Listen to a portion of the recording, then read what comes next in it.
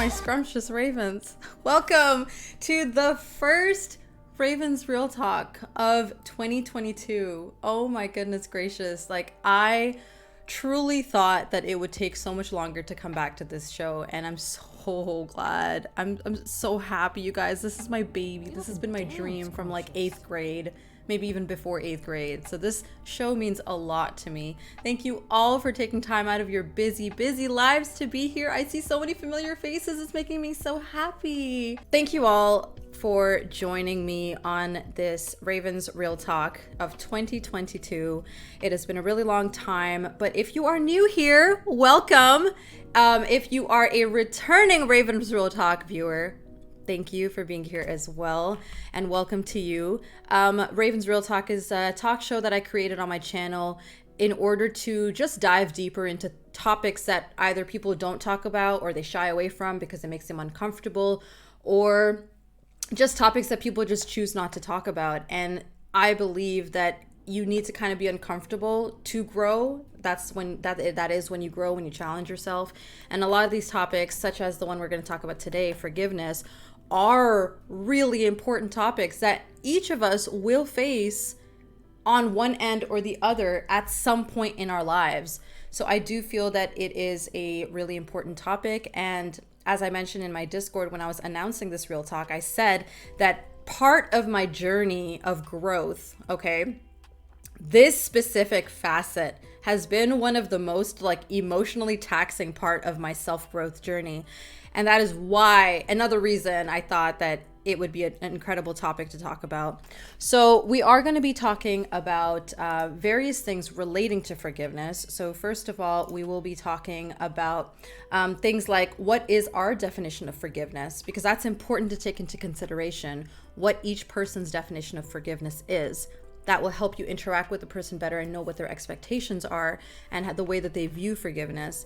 The reasons people choose to forgive, the reasons people choose not to forgive, what are the difficulties when it comes to forgiving, the importance of forgiveness, whether it is important to us or whether it's not, what is self-forgiveness, how to forgive, so ways to forgive, and more. And the reason I wanted to kind of end off the talk with how to forgive is that I don't want to just like dump information. We don't want to just dump information on everyone like, blah, blah, blah, this is what I've been through, da, da, da.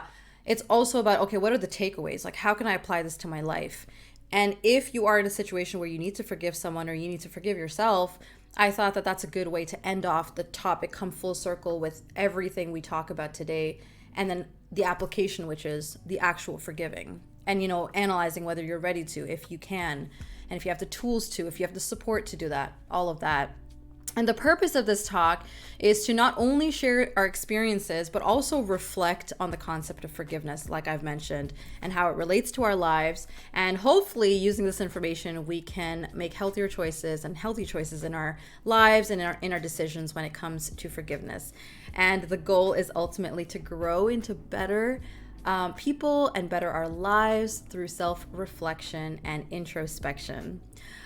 So just a quick disclaimer about this talk is, and all the Real Talks, we're just sharing our personal experiences. We're just sharing things that we have experienced, our views on these topics. We're not talking for the mass majority. We're not talking for you. We're not talking for each other. We're just talking about ourselves. So if we do say something that you disagree with, you can politely and respectfully contribute to the conversation in the chat, but let's try to keep this as safe of a space as possible where people can interact with each other, share their stories, share their experiences, and, you know, no one is going to be attacking each other. This is not that kind of channel. If you are here for that kind of drama, skit scat diddly do on out of here, baby, because you're not gonna get it here. And if unfortunately someone is here with ill intent, we will make sure to shut that down, because I don't want that kind of energy. Listen, I don't have the emotional capacity to deal with it. I can't. So it's gonna get on out of here. And unfortunately, we have had instances of people not being the nicest. So that's that. And the other thing I wanted to say is I usually start off my stream with two things. I start off with talking about what I'm grateful for, and then we dive into a wrap. I'm not going to do the wrap right now since we are a little short on time. I'll save it till the end of the stream, so feel free to stay at the end of the stream to check out the wrap if you would like. It's super cringe. but I enjoy it. And what I'm grateful for, I am going to say that I'm grateful for giving myself a second chance. I really thought that this chapter of Raven's Real Talk was so tainted for me because there were so many like negative associations with it because of experiences I've had in my life. And it took a lot of strength to unravel all of that nastiness and pull out that diamond of Raven's Real Talk and be like, this is why I do it. This is why I love it. This is what it truly is at its core. And if people can't see that and they're going to try to take it away from me, then it's their loss. You know, this is something that's important to me, and I'm going to go back to it, and I am going to try my best to make a difference the way that I want to make a difference. And so I'm happy for second chances. That is what I'm grateful for. And as always, you all are more than welcome to join in and let me know what you're grateful for, but there is absolutely no pressure whatsoever. And then we're just gonna dive into the guests. Okay, the first scrumptious guest I'm going to be introducing is someone who is also fellow Canadian who I had the pleasure of meeting. Actually, I've met all three of these people in person at TwitchCon, and we all sang together too at my karaoke little bash that we had. Please help me welcome the scrumptious Snarkism. Hi. Hello. Hi, I'm suddenly very shy. I know. Y'all saw me give myself a pep talk before I started. I was like, you can do this. You've been doing this for so long. How are you, Snark? I'm good. It's just been so long since I've been on like Twitch. And the last couple times I've been on Twitch, I didn't have my face cam on. But yeah, it's nice. Like I think the first Raven Real Talk that happened, was I on the first episode? Second one. Like, you were right there really early. Okay. I think it was about first dates, if I'm not mistaken. Yeah. Yeah, I've grown so much since then. It's only been like a year or something. Yeah. Oh my life feels completely different since then. Oh my God. But yeah, I want to start off by saying I'm just really grateful that it's like it's back, and like it feels like you're rising up like a phoenix, even though Raven, it's Raven themed, but like yeah, Phoenix. Thank you. But yeah, it's just nice to see your guys' faces, and I'm glad to be talking about this about forgiveness. It's important, and I feel like it's oftentimes overlooked. Mm-hmm. But yeah, my name's Snarkism, or Michelle. I'm a sound designer for video games, and yeah, I'm just like I just bought a home, so that's cool, and Yes, super so excited cool. about that. Yeah, it's been surreal. I just got back to Canada too. I was on vacation in LA meeting a serial killer, if any of you guys know her, for the first time. We've known each other for like 6 years and then met for the first time. This was your first time?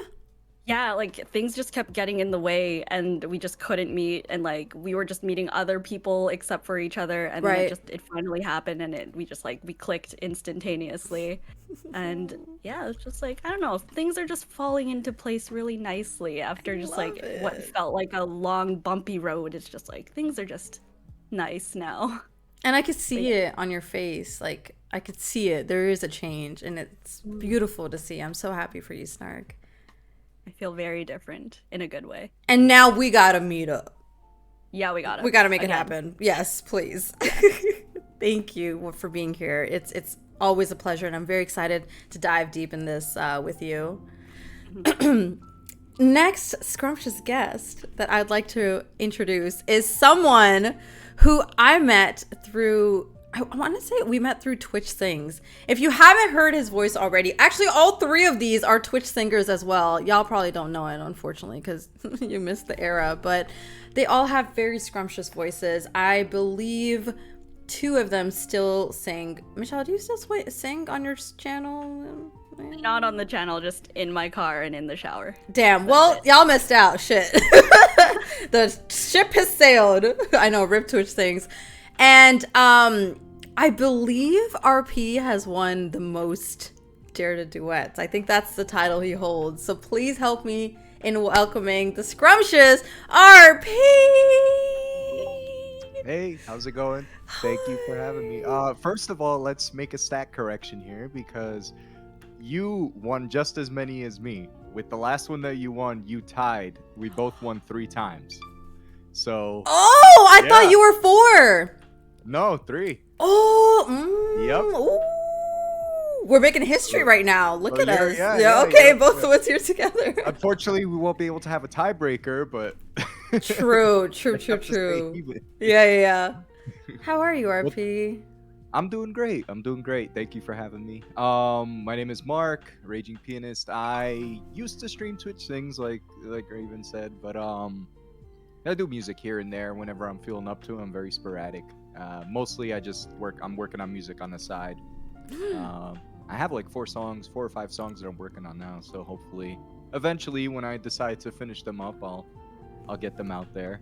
But yeah, similar to Snark, I'm actually moving right now too. I just was lugging furniture the last few days, so I'm moving into a new apartment this week, which I'm excited about. So this is so exciting. Yeah. Oh my god, everyone's like doing things in their lives. It makes me so happy. Everything's been moving forward. As far as what I'm grateful for, I'm grateful for everyone around me. You know, I'm of the mindset like you can learn something from anyone on any given moment, regardless of if you agree with something or not. You know, you can take something from every situation. So I've been trying to do that. Most importantly, learning from myself, right? Learning about myself and learning who I am. That's been something that I've struggled with in the past, and something that I've really started to do a lot more of. You know, the whole self-care, all of that. So that's been really good lately. And it's hard. Yeah. It's It's very hard. Yeah, it's definitely because we're our own worst critic, right? Yes. We're always our own worst critic, and we always like to be hardest on ourselves. And that's something that we work on, and we just try to look at ourselves in a positive light. So. Yeah. I'm so glad to have you here. I know it's your first time, so I'm so grateful to have you, and of course the returning the veterans. But I'm really glad that RP, you agreed to be on here as well. So thank you. I'm very excited to get to know you better because we haven't actually ever gotten to hang out. Yeah. So this is very exciting. And last but not least, this is someone who we have shared many Dare to Duets together. And I actually spent a decent amount of time with. This was the first person that I saw that I knew at TwitchCon. So the story about this person is that they are very tall IRL, okay? And we were standing in line to get our tickets or our badges or whatever. And I see this tall guy walking like in the back somewhere and like in the front. I'm like, bro, is that Photon? No, is that Photon? And I think I messaged him, like if that was him. But at that time we didn't get to interact with each other, but we ended up thankfully getting to sing together. Super fun, multiple times, not just karaoke party. We also got to sing at the Twitch Sings booth. So please help me welcome the scrumptious Photon. Hello, everybody. Hello. Woo! It's good to be back. When he told me that, I was like, I'm effing exposed. I feel exposed. Like someone saw me. I'm supposed to see you first. Right. Supposed to see me in the wild. No, I got you first. But it's like I'm kind of tall, so I'm like, I see a tall guy with pink and blue hair. It ain't gonna be that hard. Yes, you're decently also, tall. My goodness. When y'all were talking about Dare to Duet, I'm like, I only won 2. I can't really compete with y'all. Hey, y'all don't understand how hard. Y'all don't understand how hard that competition is. So, tell us about yourself, Photon. What do you do? So my name is Photon. I've been everywhere. I'm an educator through day. I am also a toxic mofo through night. Just kidding. Aren't we all? I stream on Twitch fairly often. I just don't really know what to do. Some days you'll find me doing Just Dance. Some days you'll find me doing ASMR. Some days you'll find me playing a game about anonymous teenage drama, like Emily's Away. But recently, we have an event on Saturday coming up. I am the host of this show called Dream the Beat. Me and Mrs. Spitfire started this over like almost 2 years ago, and we got that coming up this Saturday. And yeah, it's been a crazy ride. I've been fairly active on Twitch. It's just a matter of like, I'm like, I don't know what to stream, but I want to stream. I'm also part of Team Heart Support Network, so that's been really awesome. And just thank you for inviting me back to be on this, talk about forgiveness. Absolutely. Absolutely. Thank you all for introducing yourselves to everyone here who might not know you, or some people who might know you. Are y'all ready to dive in? It's gonna be deep. It's gonna be deep. Okay, so let me get this set up. Slay said we'll just have to have a special one-off singing competition to tie the break. Yes, bring back Twitch sings specifically for the tiebreaker. That would be fun. Okay, so this is up. Awesome. Perfect. Okay, I got it to work. No technical issues so far. Okay, I mean, in the beginning. But the first question is... Sorry? Never say never. Yeah. The first question, I thought we would start off with a definition. It's always good to define what we're going to talk about. So what is your definition of forgiveness? So this could be what you think forgiveness looks like, what it feels like, what your perception of it is. RP, do you want to start? Yeah, sure. Honestly, for me, it means dropping the narrative, really, of what you've had in your head, you know, in terms of a situation and an environment, and like, you know, basically like, because you tell yourself over and over again, like a story of what happened or a situation or how you were hurt, how this happened, taking it away from that whole negative narrative and turning it into something positive that you can grow from, that you can learn from, that you can develop from. You know, I believe that, to me, that's the biggest part about it, right? Because we all get injured. Someone always, there's no way we'll go through life without someone doing something to us that hurts us or something that we feel wronged about, you know. And I want to stress, forgiveness is not forgetness. When we forgive, we don't forget. We remember, but we remember it in a different light. Right. You know, that's the way that I look at it. Right. Yeah. So it's changing the narrative from it being about that person did this, that, and more like, okay, yes, it happened. What can I do about it? How can I kind of move forward from that? Exactly. Okay. Snark? I wholeheartedly agree. I think forgiveness isn't just like a moment in time. It's like several small moments where you're learning about yourself and or the other person, if there's another person involved. And it's when it's like a freeing feeling. Like, it's not an action, it's just like, it's like a feeling you feel inside. It's not, for me, it's not about being the bigger person ever at all. It's mainly just about like when you feel ready to move forward. It's about acceptance. Like, they kind of go hand in hand. You know, like, things are gonna happen, and like everyone's gonna be making mistakes. We're all just trying to do our best here. And it's just about like coming to terms with everything that's happened and just feeling really ready to progress from that moment on. And it could take, you know, it could take like a day, it could take several years. It really just depends on the situation. Yeah. Photon?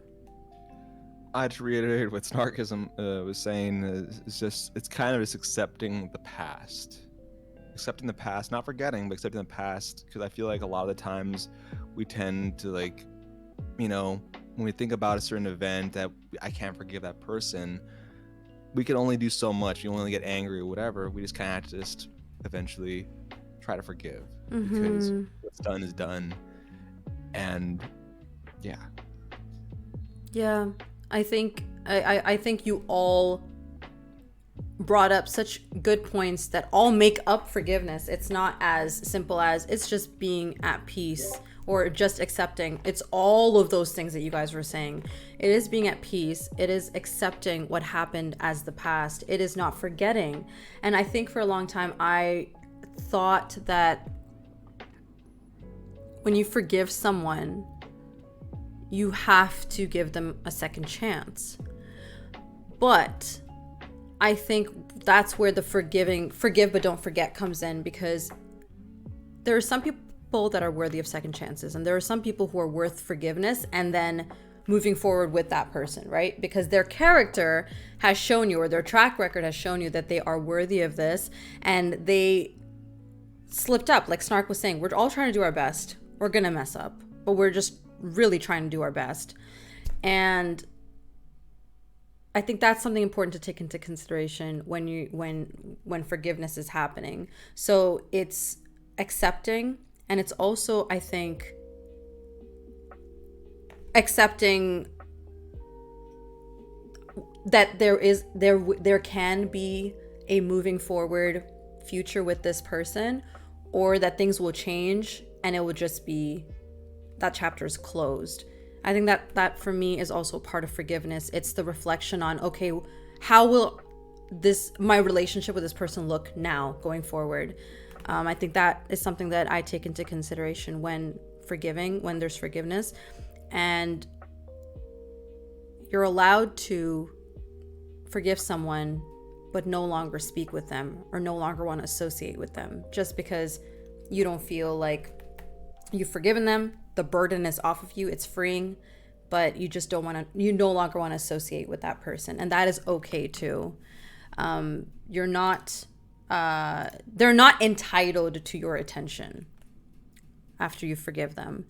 And the last thing I want to say about that is, I was watching a video of Sandra Bullock, and she was saying that forgiveness is not about letting the other person off the hook. It's about letting yourself off the hook. And I was like, whoa, that's so true. Because at the end of the day, sometimes the person that has hurt you genuinely doesn't care about you, and you're just hurting yourself by holding on to that, that trauma and that hurt. And when you forgive, it's just more like, I don't want to hurt myself anymore on your accord, because of you. I'm over it. I'm done. So sometimes it's about reframing it, because sometimes I think that that's a barrier to forgiveness, which will take us into another question. But if you're like, oh, I don't want to let this person off the hook after what they've done to me, try to reframe it, I think, in a way of like, it's not letting them off the hook, it's letting you off the hook. Which is a perfect segue into what are some deterrents to forgiveness, and why do you think people choose not to forgive? Snark.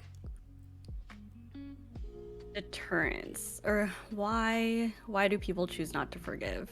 I feel like, well, when somebody chooses not to forgive, I feel like that's completely valid. Like, you can't control what people are gonna feel, obviously. Like, have your moment, like have many moments. It's theirs. And like I said before, it's not about being the bigger person. It's about like evaluating what boundaries have been crossed or what boundaries have been broken, and the steps that you're gonna take to repair that, if you choose to make any steps. Sometimes people feel like things can't be fixed ever, and that's okay as long as they're completely sure. But it's like, your feelings about a certain situation is going to change over time. Like, your mindset's not going to be the same about something you felt in the moment versus something you've thought about or you're thinking about in retrospect. It's not a forever thing. Like, just when you, for example, if you forgive somebody in one moment and then you were thinking about it a little bit more, you're like, wait, hang on, let's move back a little bit. Like, you can kind of just take that and open up the conversation again. You can take it back, or you can like offer it as you've grown since then. It's like, so even when a person says like, oh, I don't forgive you, or you decide you don't forgive somebody, it doesn't mean that you're never ever going to ever. It just means like, for now, like, I'm not comfortable, things are just too messy, and that's completely okay. Like, it takes time for a feeling like this for you to actually mean it when you say you forgive somebody. Yeah. Photon? I think some deterrents to forgiveness is the relationship status with the person and that event happened. So I think sometimes when people may choose not to forgive, it's like, well, I've only known this person for a while, or how strong was our relationship to begin with? And that's where they engage. Well, I don't think it's worth forgiving because there wasn't anything there, or this was already doomed to fail. This is just like the butterfly on the car kind of effect. And ultimately, I just think another reason why people choose not to forgive. It just ultimately depends on what exactly happened. Like if it's oh, you stole my fries for like 10 years or whatever, okay, but like, or something more drastic, that's why I think some people just maybe just choose to just drop it entirely. Yeah, that is a good point. RP? Personally, I find it hardest to forgive someone who didn't hurt me but hurt someone I love. Because Ooh. that, to me, and to this day, some of the grudges that I hold, I feel terrible because I don't like to hold grudges. I don't like to look at someone and feel like, oh, this person is wronged me or wronged someone I love and I can't forgive them. But when it's someone that's not me, it's harder because you can choose to forgive someone who hurt you, but when they hurt someone you love, like there's a situation where my father, who to me is basically like, I hope I could be 10% of what he is. Like I look up to him. He doesn't do wrong by people. He always tries. And there was a situation where there was essentially like a fight going on and stuff like that, and police were called, and like my father went there to try to de-escalate the situation. And they told the police officers to arrest my father, and I saw that, and they were going to put my father in handcuffs. He didn't do anything. He just literally showed up to try to, help diffuse the situation. Yeah. And I sat there and I was like, why? Like, Yeah. what did this person do to you? And like, I keep to this day, and this happened like 12 years ago, to this day, I keep looking back at it, and I'm always like trying to find a positive in it. Maybe this person's mentality was like this, because everyone makes mistakes. Everyone has situations where but it's a matter of like trying to find an answer, and when we can't find that answer or find some sort of way to not necessarily justify it, but try to get into the mind of the other individual in order to understand, hey, this person did this and maybe they didn't mean to, or maybe they made a mistake. It's hardest when you can't find that situation, especially when it's with someone else. Yeah. Not your inner self. To me, that's the biggest deterrent, and it's the hardest way for me to forgive someone.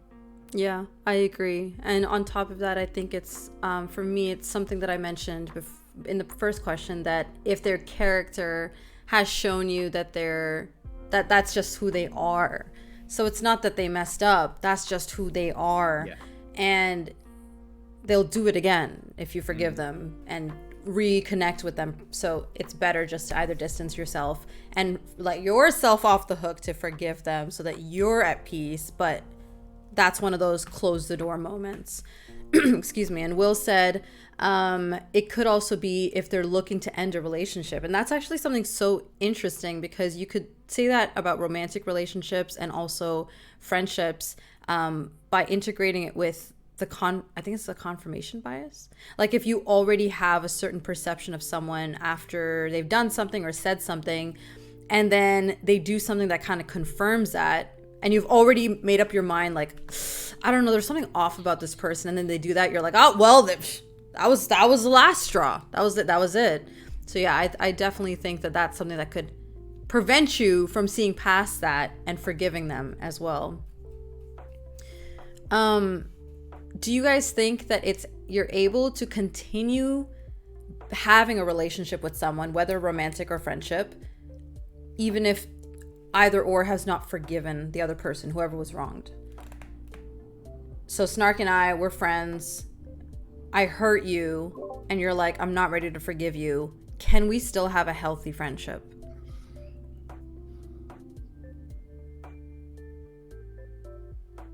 I don't know, because if there's that underlying, feeling of resentment there, I don't know how we would be able to just hang out and just like have this thing hidden under a rug, and just like pretend things are normal. I feel like if another argument or disagreement were to come up, like this would just like, somebody would just pull it out and be like, what about this? Yep. Like, all that stuff, like it just needs to be open and out there. And I don't know if progression can happen if one person is just like stuck and not ready to forgive yet. Yeah, that would be weird. Yeah. Jerry? Hell no. I don't think so. Because I feel like if someone doesn't forgive you, there's already this sense of, I don't trust you. And I feel like at minimum, maybe a quote unquote working relationship. Like if you're, hey, hey, does your friend have something like a mutual? You had to treat them like a mutual friendship in a way. Like an You can't really acquaintance, presume- like an acquaintance Yeah. that you wouldn't really This- go to, depend on, rely on. Yeah. Almost like I will only talk to you unless I'm absolutely dying. Maybe. Because I feel like if you try to continue it, you're gonna make that relationship worse and even just diminish absolutely any hope of forgiveness or reconciliation in the end, I think. So it would actually be more damaging instead of you Yeah. guys working on it together, working through it. I should say. Agreed. RP. Yeah, along the same lines. I think it's communication is very important in the situation where someone does not forgive you. I think they need to let you know that they do not forgive you rather than hold on to that fact. They need to let you know, listen, you did this, it wronged me, or you let them know, listen, you did this, I don't feel right about it. I'm not ready to let it slide. I'm not ready to get past it, so that there's no masks being worn between people, you know, because that's the worst thing you do is have a mask on and act like everything's okay when in reality, you know yourself it's not, you know, and that's where the whole and it's hard to do that. It's hard to tell someone, hey, I don't feel right what you did to me, you know, or I don't, because we as individuals, we want to be on you know, on terms with people. We want to talk to people. We want things, everyone wants everything to be okay and dandy, and you know, we don't want any issues, we don't want anything to go, so we push those things aside that we may be actually feeling that we haven't accepted or gotten over yet. And you know, in the situation like that, it's very important to let people know, hey, this isn't right, I don't feel good about this, you know, whether it's something that they did to you or whether because I know we're going to get to this, but it's also a situation of forgiving yourself for something you may not have done. It's not necessarily the other person forgiving you. It could be something that you did to the other person, or that person did to you, and they themselves haven't forgiven themselves. And if you don't do that, it goes both ways. Yes. Whether you forgive yourself or you forgive the other person, it won't be the same relationship until something like that can occur, you know? That is such a good point, because yeah, that kind of flips it, because let's say Snark forgives me and she's like, bro, I know you didn't mean that. I know you didn't mean to starve my cat. I know you love her, but you did it. I get it. It happens. You're busy. You're scatterbrained. But if I'm just holding on to that and I'm like, bro, I could have killed her cat. Oh my God. Oh my God. I'm such a bad person. Does that mean I'm a bad person? Oh my God. That's why I don't have cats. That's why cats don't like me. Oh my God. And I just go in it. That might affect my relationship with Snark. Of course, I'm oversimplifying it, but that messes with your head too as the person who has wronged the other person. So that's interesting that we're usually focused on, has the other person forgiven me? Can we have a better relationship? But it is about yourself too, which we've already talked about is very hard to forgive yourself, because we all hold ourselves at such a high, you know, standard. And the thing I wanted to address, what Snark said that I thought was interesting, is if there's an argument that comes up in the future, there's a chance that if Snark hasn't forgiven me, sorry Snark, I'm like, I keep using your name, but I'm like trying to like, keep going. It's great. I sense some tension here.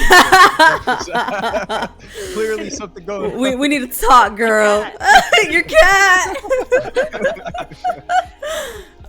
If she doesn't choose to forgive me, right? And I'm like, the way it strains the relationship is two ways. One way, she could bring it up anytime that she wants. She has that like leverage, that power over me. And sometimes it might not even be malicious.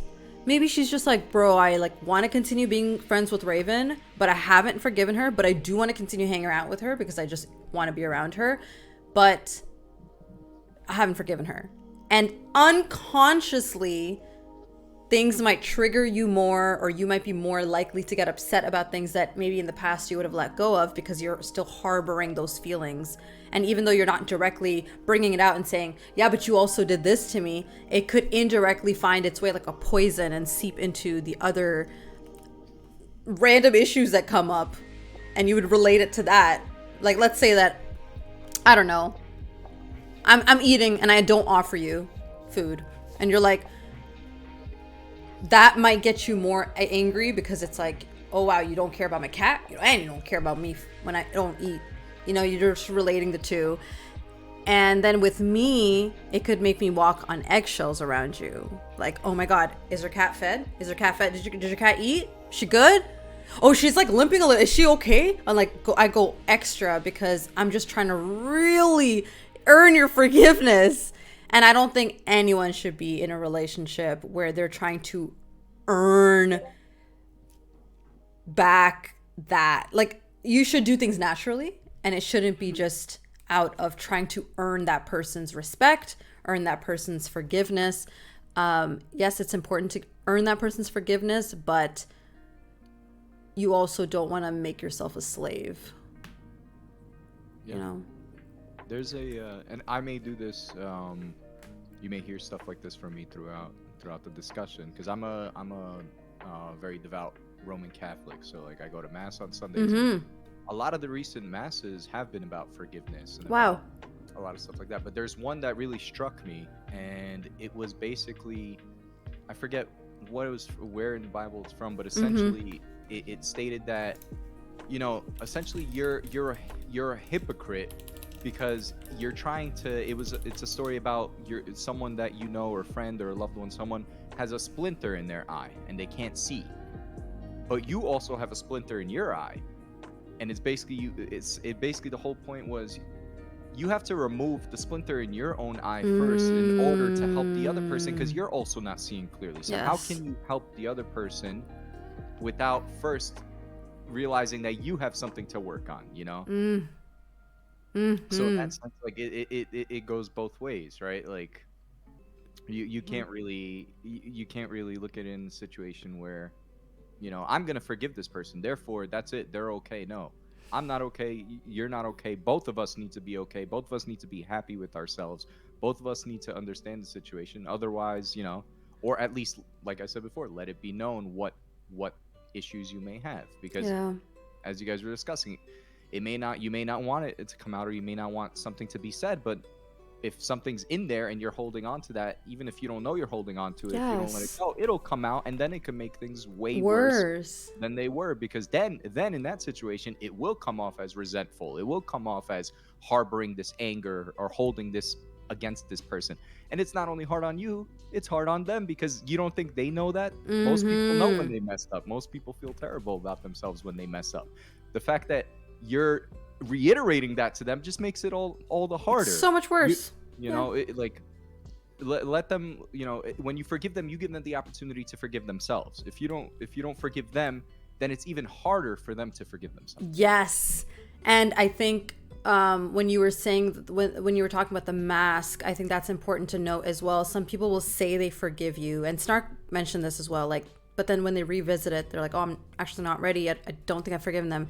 And that's important to kind of be self-aware and take those gut nudges that you get that, no, I actually have not forgiven this person. It's okay to revisit the conversation, not revisit it in a way to harp on them again and remind them of all the shit that they've done, but in a healthy way say, you know, I thought about it and I actually don't think I'm ready to forgive you.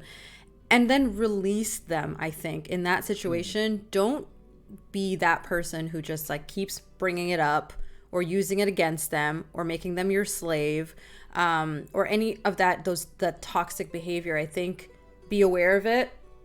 And RP said that, you know, when you forgive someone, you give them the opportunity to forgive themselves. If they need time to process and forgive themselves, give them that time, instead of saying, wow, I was the one who was hurt, I can forgive, but you're asking for time because you haven't forgiven yourself. Like, it's harder what I did. You know, it's harder that I was able to forgive you, but you can't do it to yourself. And I think that's just making matters so much worse. So much worse. We all go through that too, right? Like, I know me personally, there have been plenty of times where, you know, I'll forgive someone and I'll be like, okay, it should be okay now. I forgive you. Like, why is everything not okay? Yeah, you're wrong, but no, it's so much harder a lot of the times on the person who caused you the harm, because, you know, I like to look at that every person is genuinely a decent human being, right? And they, you know, like, you don't know what situation they're in, what their mindset is like in that time, what they're going through, what life story they may have, or, So it's a tough situation, and I know I've made that mistake where I feel like, okay, now that I forgive this person, why are things not okay? Like why is everything still up in the Gloomy, air? or yeah, like why are you still sad? Why is it still Mhm. bothering you? Mhm. Yeah, exactly. This also plays a part in what we talked about before, like what deters people from wanting to forgive. The splinter in the eyes and the masks are good analogies. You both have to, or all parties have to be in this vulnerable space together, and that's really, really difficult for some people, if not most people. You just have to be open to talking about things that make you feel uncomfortable. Like you don't want to be in this weird space with your friend or your girlfriend or boyfriend or anything like that. But sometimes you have to, and Yeah. it's tough to even just approach that space where you have to talk about it. And another deterrent could be just lacking awareness, lacking that, self, how people say being woke, that because if you're not, then you're just going to you're not going to deal with the forgiveness in a way that's healthy for you to move past. And I think for me, true forgiveness looks like, if I say I forgive you, it's done. Sure, I haven't forgotten it, but I'm never going to bring it up again and like remind you, and in weird ways remind you, even indirectly, of what you've done. I think to me that's what pure forgiveness looks like and how it should be. Hi Cereal. Hi Flower Castle. All right, the next question. Oh my god, did I mess that up? Okay, no. We are moving on to perfect. This is exactly what I was going to talk about, but I caught myself. Describe a time when you had to forgive someone. RP. How many times?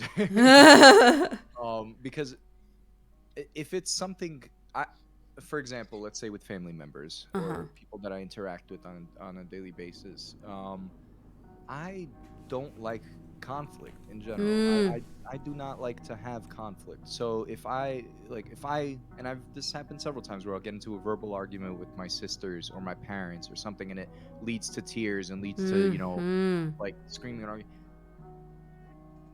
Me personally, if I walk out the door, the second I walk out the door, I already feel like shit. I feel like crap. Like I can't, like, and so the amount of times that I've walked out the door and had to go back in and at least just say I'm sorry, like, and give the person a hug, and because to me it's like I've had a lot of family members who I've lost over the years because I have a big family. So there's with a big family come along, and there are so many times that, like, you don't know when the next time you're going to see the person is. You don't know the next time you're going to talk to the person. You don't know if that's going to be your last interaction with that person. So why not have the last interaction end on a good note than on a bad note, you know?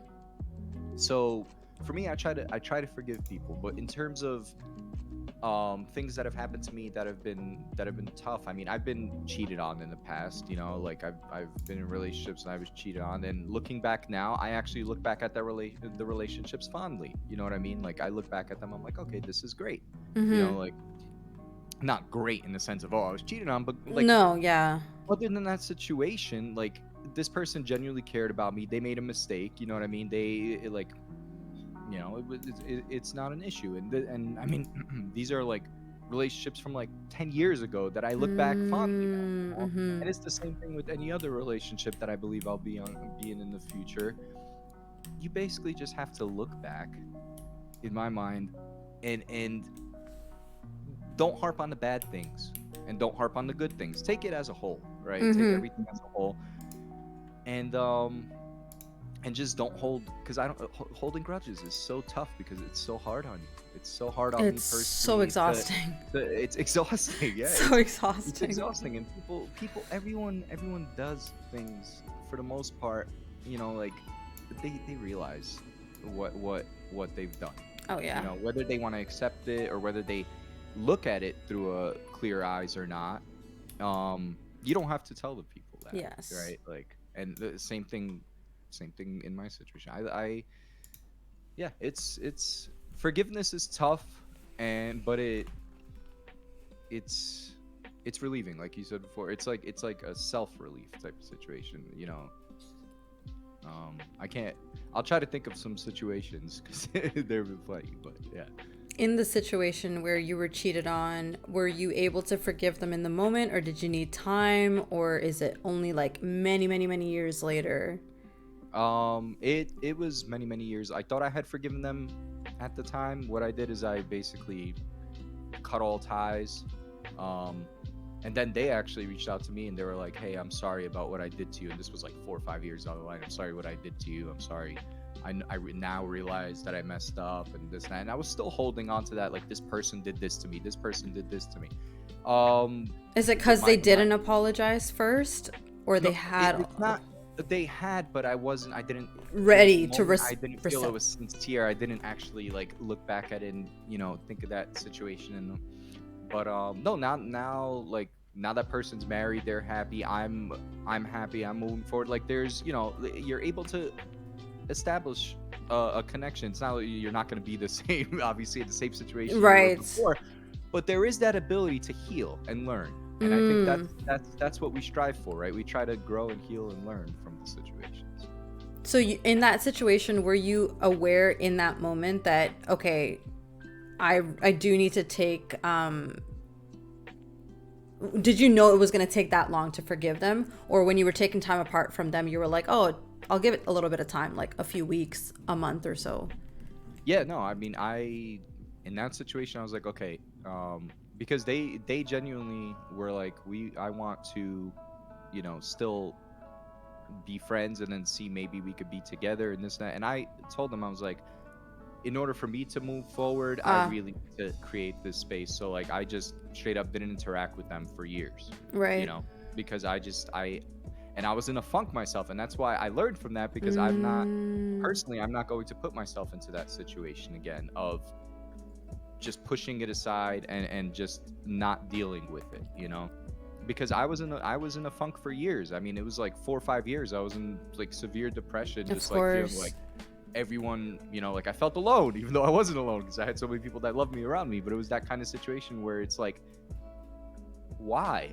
Right, like right. why these situations happen. So yeah, it definitely, honestly, it took a long time for me to forgive them, and I did, and I feel great. I felt great, and like it's a relieving process.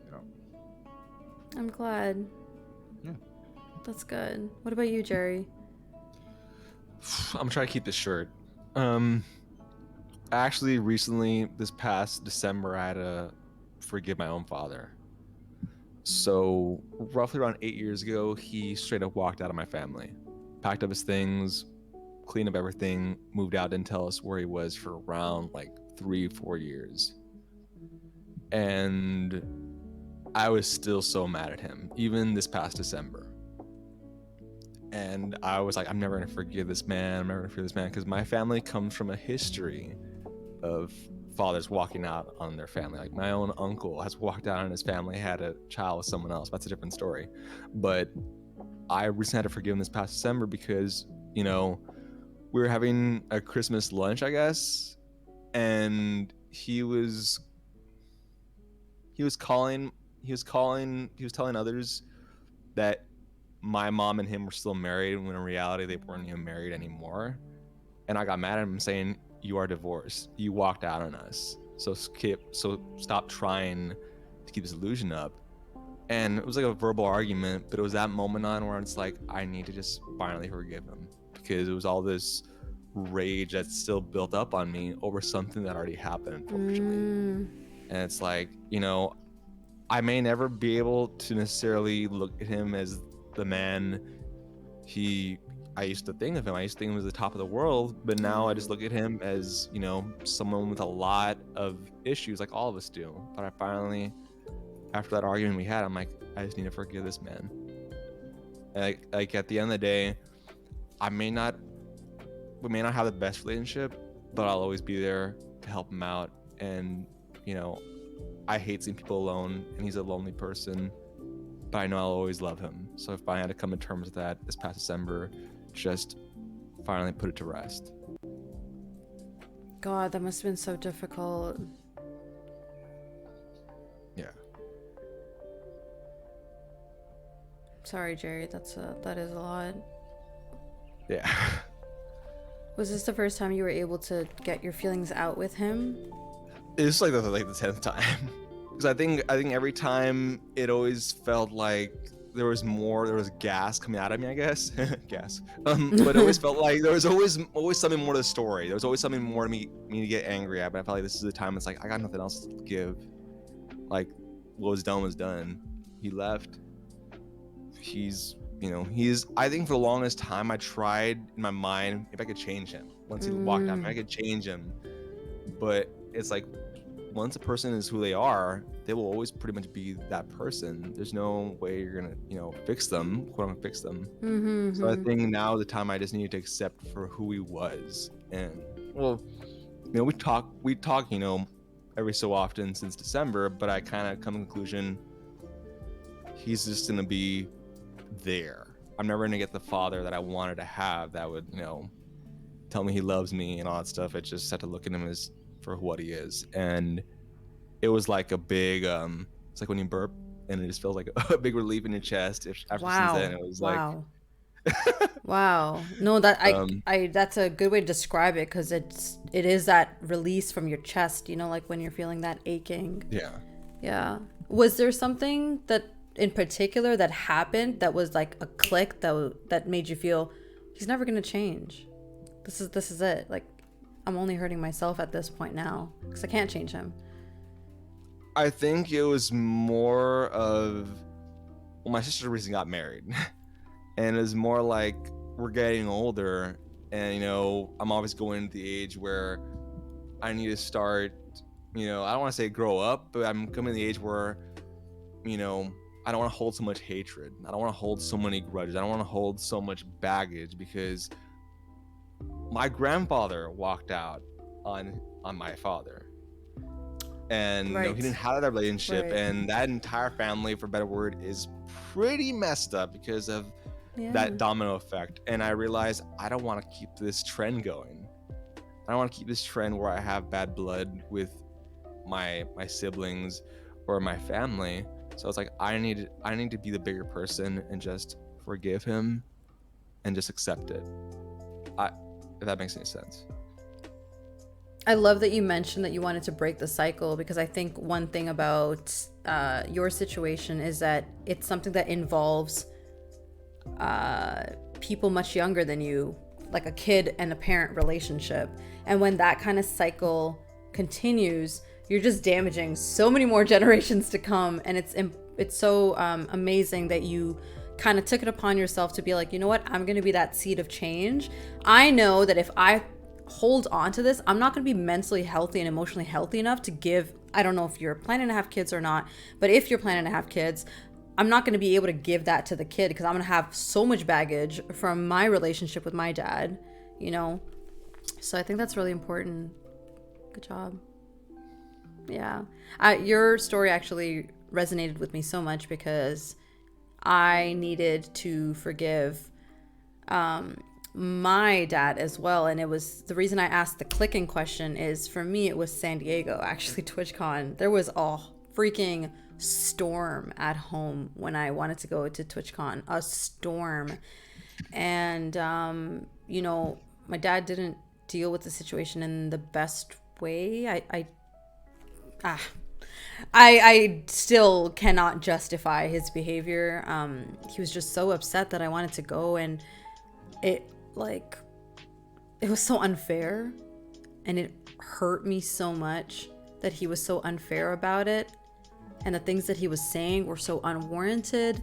The things he was accusing me of were so unwarranted, that there was something about that moment that broke me so much that I realized, and it clicked to me, that I'm never going to have the type of relationship that I want with my dad. He's never going to be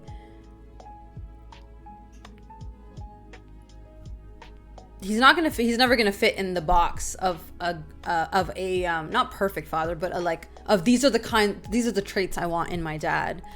And I kept trying to hope that he would have these traits, But what I wasn't taking into consideration, and again, this is not an excuse, but this is a reason for the way that he had his own childhood traumas. He had his own family trauma that he had not resolved, that he had not worked through, that he did not have the opportunity to, because they were, as immigrants, constantly in survival mode. So therapy is like, no. You can put your mental health aside, feed your, family and your kids and your siblings and your this and that. So it's a luxury in their eyes to self-care, to have, mental health days.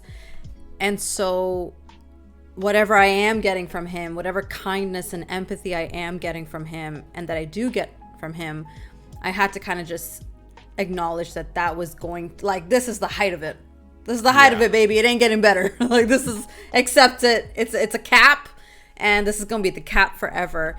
And once I came to terms with that, it didn't bother me as much. And it did feel liberating because I stopped getting hurt. As I think one of the reasons you get hurt when a parent wrongs you is that your expectations are up here for them. You view them as up here, and then they stoop so low, and you're like, bro, what, you? The image is not destroyed, expecting that. and Yeah. in denial and stuff. Exactly. But once you accept that they're also human, they have their past traumas, they have their past, they need hella counseling, okay?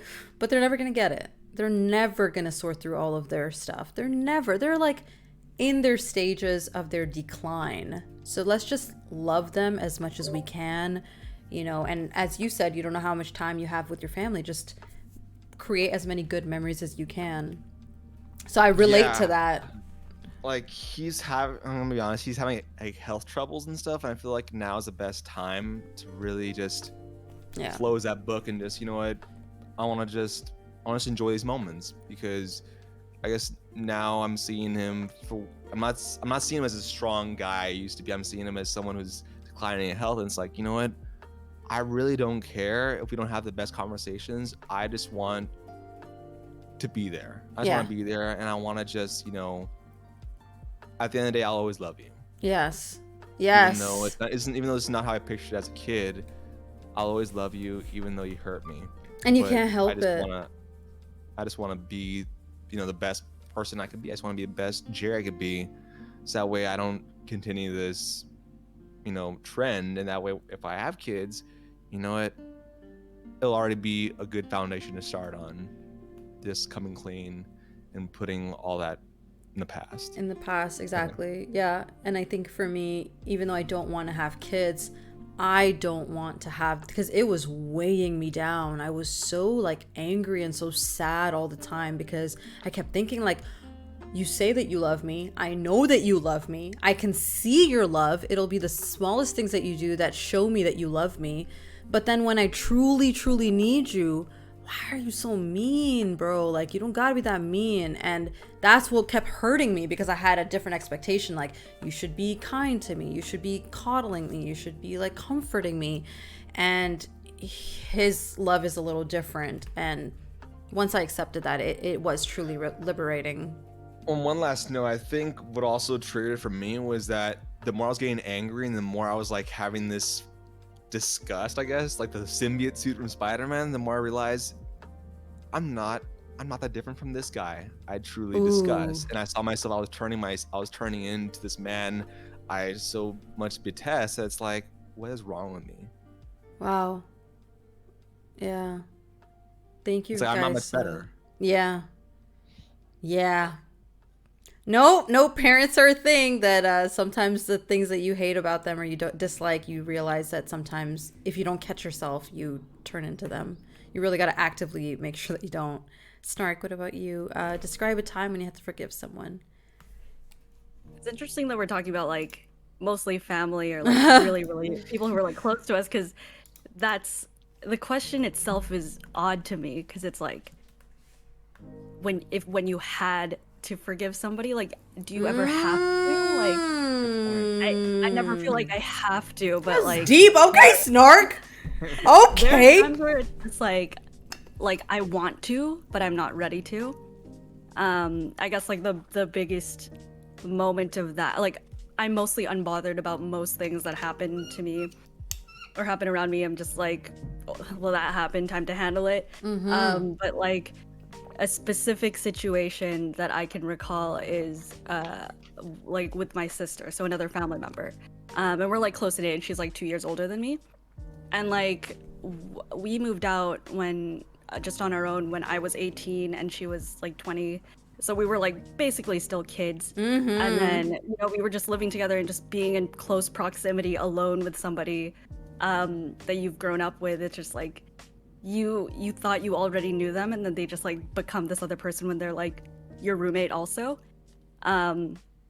So it was, we would just like butt heads constantly because we would be polar opposites. But what you guys said earlier too, it's just like we're also not that different from each other because we had the same upbringing and everything. So our brains just like, we absorb information differently, but we feel it the same way, if that makes any sense. But that still contributed to all of our arguments, and it got heated. Like it like got violent and just like loud and everything. Man. And like it got to its peak when COVID started and we were like in lockdown, so we literally couldn't leave our home. So we're just like at least before we could just be like, oh, I'm mad at you, I'm just gonna leave. Yeah. And like not, you know, come back later.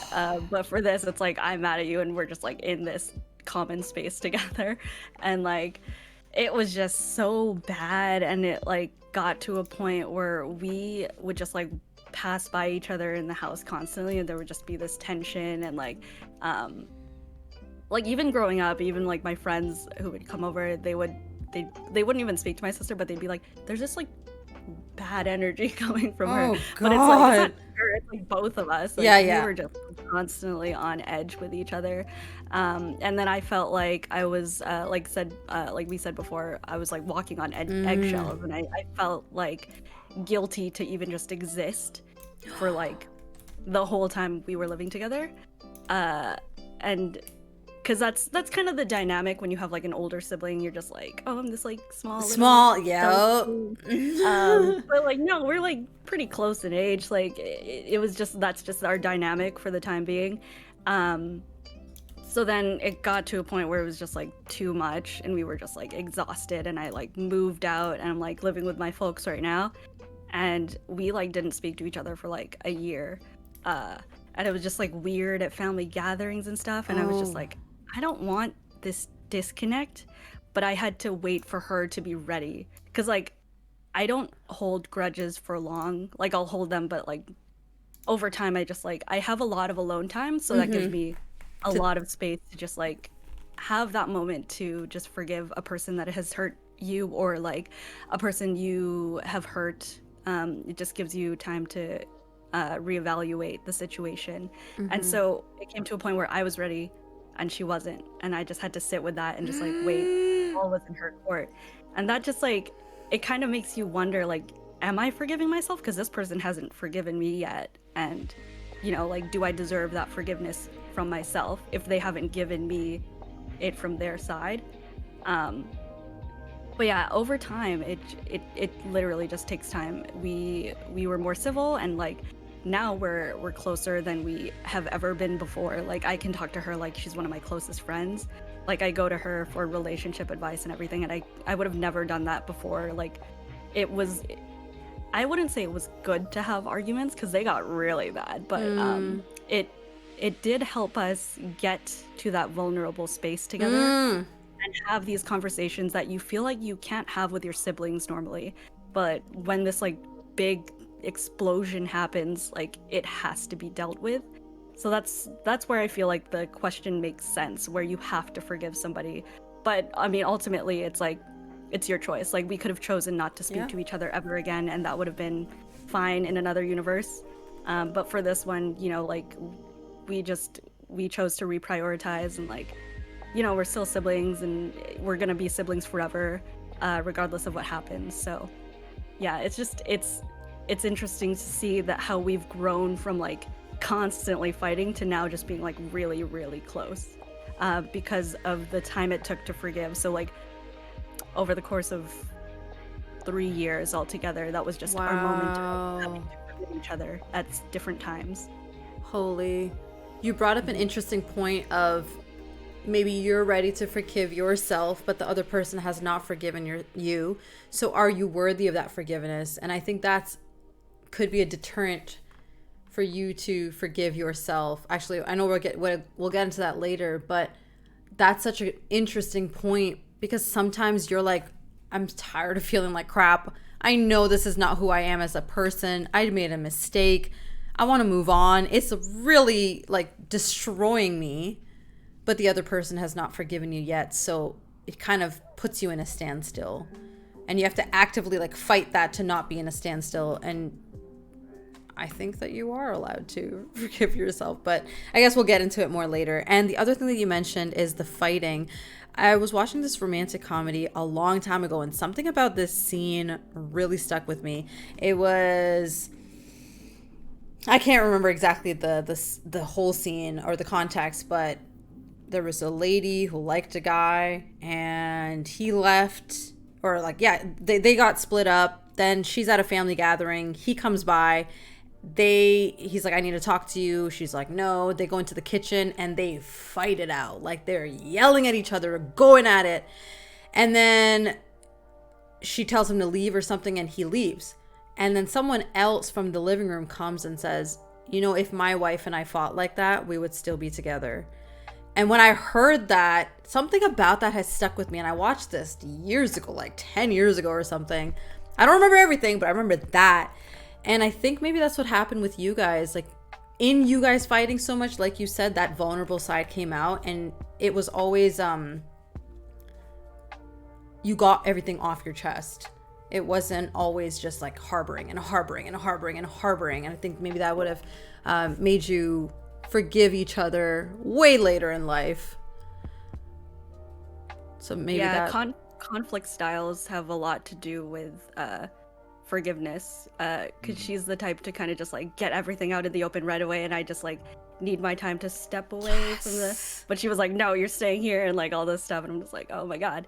But yeah, you have to kind of just like meet in the middle, which is what we did, but it did take time and a lot of tiny steps and adjustments that we had to make sure that both of us were comfortable with getting into that space together. Are you normally a person, when you fight like that? Like, you raise your voice, you yell, and you like go at it, you dig into the other person? I don't really raise my voice or anything. I might have just done it one time, but it's never like towards a person. It's always just like an exasperated, like, you know, just, like at the world kind of thing. Yeah, so like my fighting style is like very, like my voice is very like monotone, which actually drives people nuts sometimes. Like, I want you to meet me at this level, but you're like all the way down here, you don't care. Yeah. And it's just like, I'm just trying to get my brain straight, but like, yes. Yeah, and then so this is actually something that we had to talk about, because she's very like up here and I'm very like down here, and then it feels like the other person doesn't care. It's like, oh, this person's not thinking enough, or this person's, you know, just like uncaring, like, yeah, they're so nonchalant. So we did have to talk about conflict styles, and like we did meet in the middle, and it worked better, and it helped with the way I interact with everybody else as well. So it was a big learning opportunity, but it was tough. Like, the toughest moments are where you learn the most about yourself. Mm-hmm. And I think the fact that you guys were even discussing conflict styles, because you guys could have been dismissive of each other's conflict styles and just been like, why are you always so quiet? You have nothing to say? Like, just going off on you, and you're just like, well, I'm just going to sink deeper in my hole. Or you could have just been like, you know, why are you always yelling, this and this? And, you know, something about with family, you let, I think, a lot more go. And I know you do in relationships as well, but then in relationships, sometimes it can get a little bit more toxic when they're always yelling and going off on you. I think maybe with you had that baseline of like, no, I know she loves me and she cares about me. So even though she's going off on me, I know there's love there. Yeah. Yeah. It's a big, it makes me think it's a big push and pull, right? Like you said, like Snark was saying, in terms of one person can be very passive, the other person can be more loud and more vocal. That doesn't mean both people they just process differently, and it's like this push and pull situation where you kind of have to find that middle ground when you're really trying to have a relationship and establish a relationship with the person. You need to understand how both people interact and process, and how both people express how they feel, because some people don't express how they feel. Some people, me personally, I like to wear my heart on my sleeve, but I'm also a people pleaser, and I also try to avoid conflict. So I don't, and that's something I learned. I don't tell people what I'm feeling or what's bugging me when I should, and it's something that I'm working on. The ability to communicate. There's some people that process differently. Some people, like I'm an extrovert. I'm a big extrovert, but for some reason, when it comes to my emotions, I'm like my father. My father's mother died when he was like 13 years old, so he's always been this stern, like I'm not showing any emotion type of person. You know what I mean? And I kind of got that in a way from him. But then again, when I do get emotional, I get very emotional. So it's a matter of just like that. In push and all pull, ways, like emotional in all ways, or just emotional in like the sensitive way or the anger way or the yelling Yeah, way? emotional in the sensitive or the anger way. Like All of it. Yeah. I consider myself a pretty patient person, but like if I do let some things like that are on my mind get out of control, it's not necessarily that I'm gonna let it out on the person. I'm gonna let it out on myself, on my own, sitting in my room or whatever, just being upset. You know what I mean? Right. Rather, and it comes back to, I know you were talking about your family and the whole therapy aspect.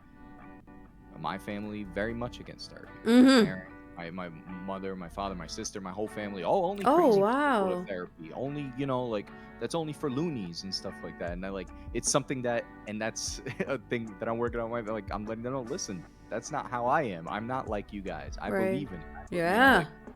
I believe it's important. I believe it's and it's hard too. Like I've been trying to find a therapist for months, for It's years so now, hard. basically. It's you try to schedule an appointment. It's like, oh, our next date is 2024. There, it's like, no, I need help now. I don't need help in 2 years.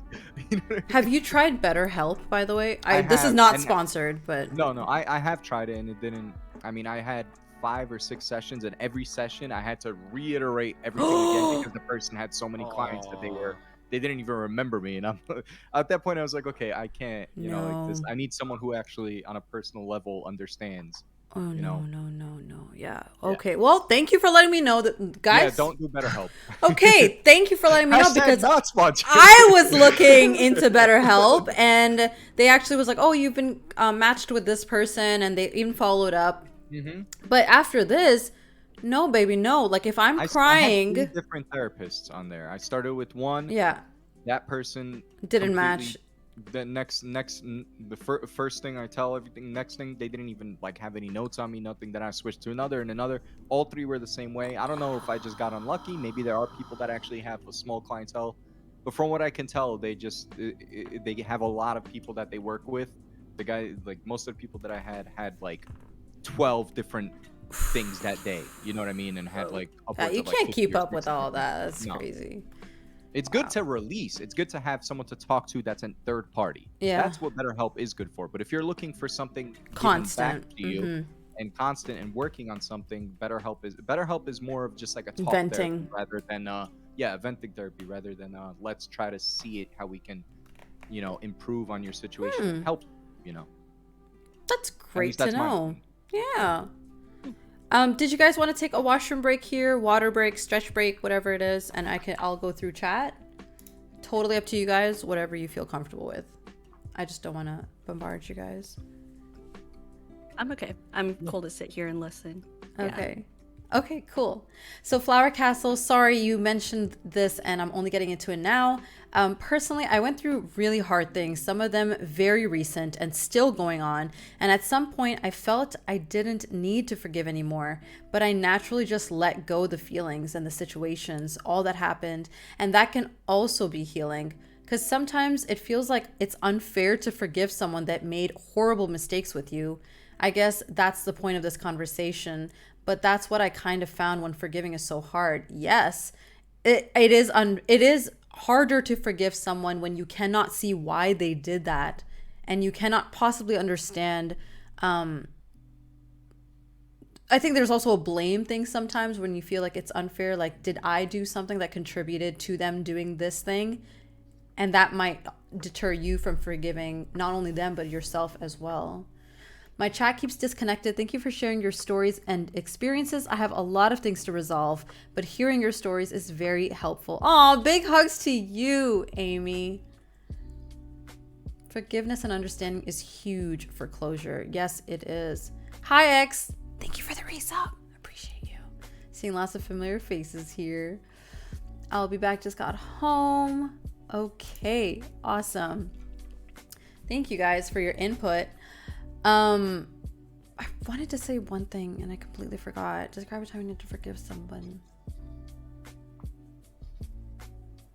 Yeah, can't remember. My memory's garbaggio. Okay, so now we're kind of transitioning to us. Like, describe a time when someone didn't forgive you. What was the impact? And what can you do in situations like that? So, Photon, do you want to start? So this situation, I'm gonna be honest, they never told me. I guess how to say this. They never told me how I made them upset, but clearly, like, the situation, there was like a big shift. So at my work this past year, in around August, I had a coworker. I got hired. Peaches and cream. Me and my coworker, we got to know each other. We're gonna do awesome things. We're a tag team. We're gonna do some awesome things. We got to build a bond. I was kind of like, this person was like kind of like my den mama, I guess. She's like a little bit older than me, but we were like on the same page, same personality, and we're like, this is gonna be the greatest year ever. Well, tragedy struck. You know, unfortunately, this person's husband passed away right at the beginning, and I was kind of dumped into a situation I was not prepared for. The whole situation was pretty terrible, and you know, I tried to comfort this person in the way I think I am used to comforting, which is usually like sunshine and rainbows, and you know, I'm always there and kind of you know, just showering myself. But then when this person came back to work eventually, this person was obviously a different person. I think at the time, I did not know how to process this change. I just figured, you know, I'm a very understanding person. I guess this is my first time in a work setting this has actually happened to me. I thought if I just follow the same, you know, routine I guess I've always had with people, it would work. But immediately when they returned, there was this big divide, this big dark, I don't want to say dark hole, this big dark plexiglass, if you will, between me and my coworker. And I knew what I did was wrong, and maybe it came off the wrong way, but for a good while it was just this constant disconnect. I was afraid that my coworker was never going to forgive me again, because I never said anything necessarily bad, but I think it wasn't the time and place. If that makes any sense. What I was saying, it wasn't the time and place, and I was still trying to come to terms with, well, why isn't this person the same? You know, because I've been through death, I've been through those situations, but I guess I was still in denial of this process. So for a while, we were just not clicking. We were at work and we were just literally existing, and I felt like our dynamic duo, I guess, personality was like totally gone, because obviously this person went through a big thing. Yeah, for a while, this person did not forgive me. I don't feel like we were ever the same again. And you're saying it's because you didn't deal with her in the way that she would have liked that you would have dealt with her, with like empathy and... Yeah, it was just a bad situation where I didn't have anybody myself, so my coworker was like my tag team, and once this person left, it was almost like my mind went into kind of like freak out mode, where it's like I need my other half kind of back, because this person was going through such trauma, and it hurt her, and for the longest time I felt so horrible, because all I wanted to do was help, but obviously it was like read the room, and I didn't realize that till like later, and yeah. What do you think she needed you to do differently? I think she just wanted me to be patient, and that was something I guess wasn't used to, because I was like, well, how long? Well, I don't know how long. That never happened, but it was almost like, are we there like yet? that? Yes, yes. Okay. And it was eventually like several weeks where it was like I finally told her, what can I do to make your job better? What can I do to make your job easier? Wow. That's probably what she was waiting for and hoping for. Because I felt like, because I was honestly just asking her, you know, like it was almost like when she came back to work, it was almost like let's resume what we had wherever before. we started, we left off. And then Sorry, yeah. and clearly like that made the situation like rock bottom, and that's where it was like I had days where I was crying. It's like this person hates me, whatever. And that's when I came into the office and I sat there. I'm like, what can I do to make your job easier? That's what I'm here for. And it was that moment where it's like, well, you could just tell me, okay, do this. I said, I got you. You don't have to worry about a thing. So so this obviously was not like she never forgave me, but for a long time, I don't think she did forgive me. Yes, and you didn't know if she was ever going to. Yeah, she was that so hurt. the situation and stuff. But that's when I had to realize, you know, put myself in her shoes and just be patient. Mm-hmm. Be the person she needs right now, not the person she wanted, but the person she needs. Mm-hmm. And I think that's probably going to help you dealing with other people in the future if they're ever dealing with grief. You now know to ask them, like, what do you need from me? You know, and I know that's hard to do. Yeah. Even though I can't bring her husband back. Yeah. So I needed to find different ways to make sure she felt like any pressure she had, whether it was whatever's going on in her mind mentally or whatever, that I was there for her. Just tell me what you need me to do. Mm-hmm.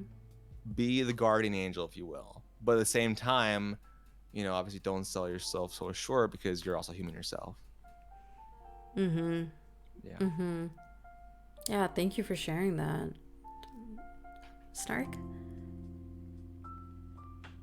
The situation, like, thinking about it now, or even the entire time I was thinking about it, it sounds kind of like silly just reiterating it. But yeah, short version of it is I had a dream about my friend where they were like a total asshole, and like they're not an asshole in real life. Right. So I was like, sorry. Oh yeah, right. And then so I was like, hey, I had a dream about you, and this was like in a group setting. And then they were like, oh yeah, like tell me about it. So then I told them about the dream, and it was just like they like ditched me at a party in the dream, and I was just like all alone and stuff, and like I was just like, oh, I was really sad in the dream, but I thought it was like funny to talk about because it's like you would never do this in real life. Yeah. But then instantly after I had told that the dream, they had just like completely shut down and like did not want to speak to me. I think we were playing a video game at the time, and they were just like griefing me through it was like a group puzzle game. Mm-hmm. And then they would like throw me off of cliffs and stuff and like not be speaking to me, and like at first I was just like, oh, they're joking around passive with me. aggressive like, much, bruh? Yeah, and I was like, hold on, there's something weird going on. And then like everyone starts going to bed and stuff, and then like they leave very angrily, and I'm like, that was weird. So then I go to check in on this person, and then like they are just completely giving me the cold shoulder, or like, you know, just very like dismissive, like, no, I don't want to talk to you kind of stuff. So I was just kind of like left in the dark, kind of similar where it's just like you don't really know like what happened, because it didn't click in my brain that they were hurt by a dream that I had, because it's like even just talking about it, it's like a dream that I had is hurtful to a person, even though it's like something Not that real. it was out of my control. Yeah. And then the longer they didn't speak to me, I was just like, okay, well, I'm gonna talk to our mutual friends. And then they were talking to me as well, and they were like, yeah, we're pretty confused ourselves, but it's like very clear like they're angry at you.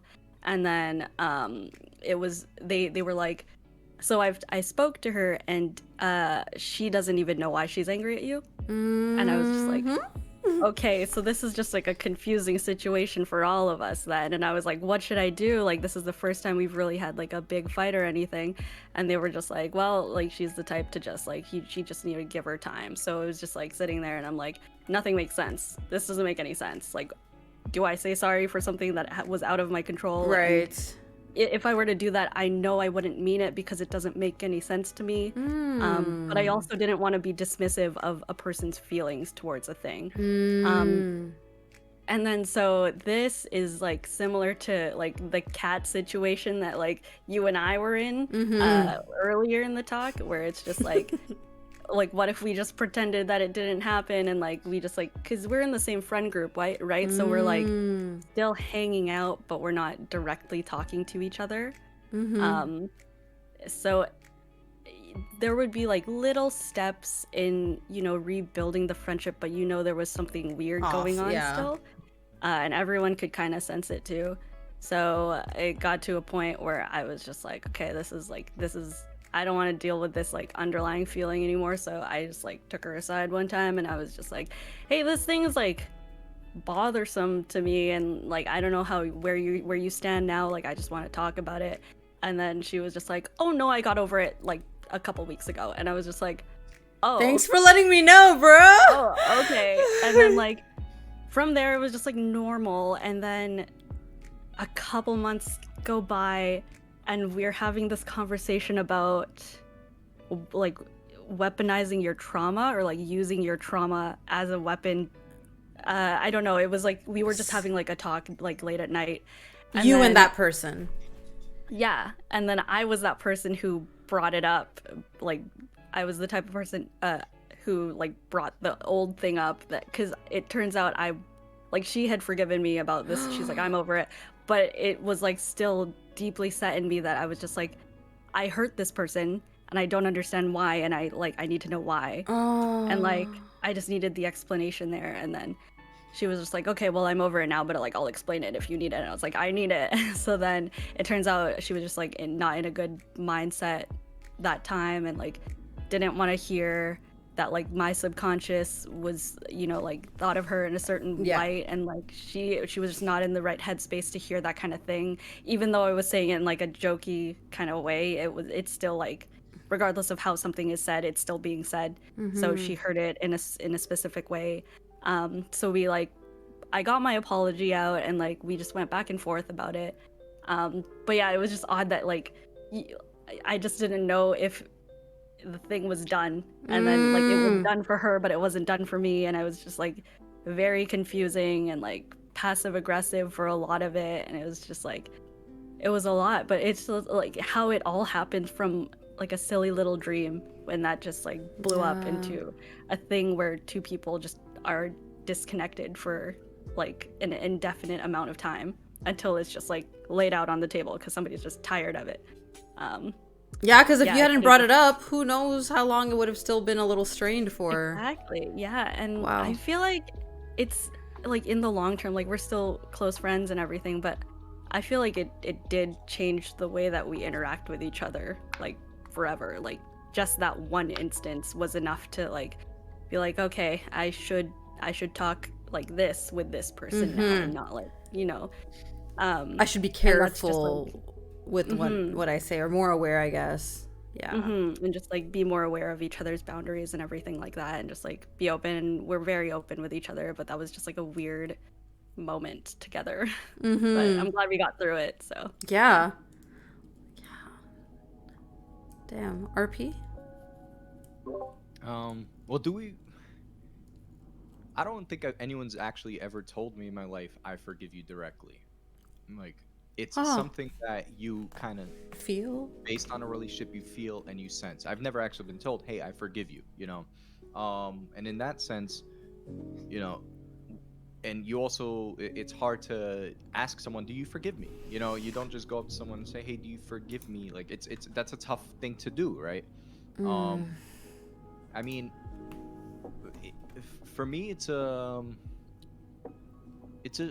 situation where I wasn't essentially understanding the person, because you look at someone and I forget who mentioned the trauma, and like how that can change a person. So when you're with someone and they go through something and you're not giving them what they need or understand their situation because you're in a different you process things differently, it's hard to truly understand who that person is. And a lot of this can completely change who the person was when you met them, or who the person became, and you're still seeing them in that light before the event happened.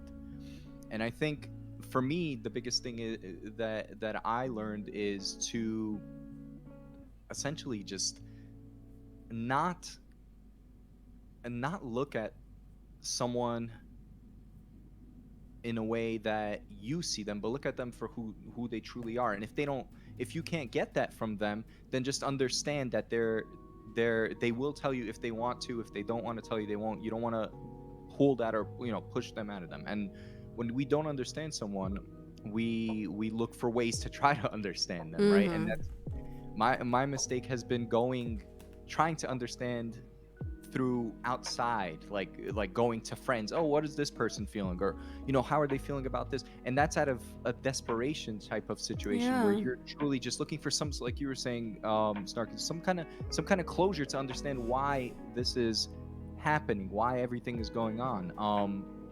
And I think something that I'm coping with, and still learning, is essentially to know that you're not always going to give the person what they're looking for. You're not always going to provide as much as, and I was saying, like, we're hard on ourselves, and everyone's hard on themselves, but at the same time, you can't always be the person that person's looking for. You can't always provide what that person wants. And out of desperation, you can do things to try to, oh no, but I could do this, oh but I could do this, like, and it's a situation where I feel like you need to just, for me, I had to just sit down and think about, okay, I know I have this image of you, and this image is the image that's in my head, but that's no longer who you are. And I've been acting as if that's who you are the whole time, right? Without contemplating or thinking about what you're going through or what your needs are. And in that sense, like, and this has happened in the past for me as well. Like, I've like, in not even like, throughout my life, essentially, because I'm very much a person that tries to people please as much as I can. And that's like, always, like, and I feel guilt, like, and this is again through family. Like, I used to be a person that I was lazy. I'd sit on my ass. My family members would ask me to do things, and I'd just sit there gaming, or I'd sit there like, no, and like argue, no, I want to do this, want to do that. Like, my family members all the time. My cousin, who I'm very close with, he always, and he brings this up, and this is something where I can tell he hasn't forgiven me, because he brings it up all the time. He brings it up all the time, and he was in the Marines. He has PTSD. He's forgetful. It requires a lot of patience to talk to him, because he'll repeat the same thing 3 times in a conversation without remembering. But a lot of the times he tells me, listen, when I got into my car, because he got into a car accident. In that car accident, his dog died. He had his small little puppy, and he got into the car accident. The puppy ran out, and on the highway, a car hit him, and he blames himself for that all the time. So he's already like all messed up, and then he had broken ribs and everything. And I didn't go see him. I didn't go spend time with him. I didn't even know anything, and that's because I was so just in my, oh, let me just sit at the computer and game and not worry about this or worry about that, And he always brings it up. He's like, listen, you weren't there for me when I needed you. Wow. He's like, you're there for me now. We have a great relationship, and you're always there for me, but I just need you to know that you messed up. I need you to know that you messed up. I need you to know that you weren't there for me. You didn't care about me, essentially. I'm like, no, I cared about you. And I realize now, looking back, yeah, I don't ever want to be that person again. And I learned from it. I don't, it's a tough, like, it's a tough thing, because my family likes to take advantage of me and take advantage of people. They like to use me. Oh, go bring this, go carry this, go do this for me. And when you don't do it, they make you feel guilty. Yes. In that sense, is that guilt? Did I do something wrong? Or is this person making me feel like I did something wrong? But when we're in our moments where, like, we're either emotional, or, we do something that, that we regret, at the time we won't what's the word I'm looking for? We won't admit that we made a mistake because we're trying to justify our actions. We're trying to look at, like, I tried to look at myself like, hey, I did this because I was not in the right mental state, or I wasn't myself, or this. That doesn't make it right. You know, it may be justifiable to you, but if it's not justifiable to that person, you don't get to choose what's justifiable for them. You don't get to choose how they react or how they feel to in a situation. And the impact that it's had on me is to realize that I can't solve all the problems in the world. Do you know what I mean? I can't like I everyone has flaws, right? And we'll get into the whole self-forgiveness thing, but it's just a matter of, it takes two to create a situation, and it's not always just one person's fault, it's both people's faults, right? Like, both people have to kind of come together to an understanding. So yeah, while I've never actually been told I forgive you, and I don't know if there's people that haven't forgiven me yet, I don't know if there's anything, the most I can do is look at the situation and think, hey, how did I act? Did I do this wrong, or did I do this right? And I try to live my life like by being the best person I can be to people and interacting with people in the best way that I can. But I mean, obviously emotions take hold and things happen, but it's a matter of how you look at it, right? Do you look at it in a lens of, oh, I did this right, I did this right, what did I do wrong? I try to, like, because I try to be the best person I could be. I try to, be kind, be patient, be good. But that doesn't mean that that's necessarily always the best thing to do. Sometimes the person may need something else that you're not giving them, and you're like, my mentality in relationships has always been one of absorbing. So like, I lose myself in the person that I'm with. Right. I tend to do that, and that's something that I'm working on. I'll push aside my interests, my hobbies, my love, and everything in order to try to provide for this person as much as I can, and like, in the relationship, pour into their friends are my friends. This is you know what I mean?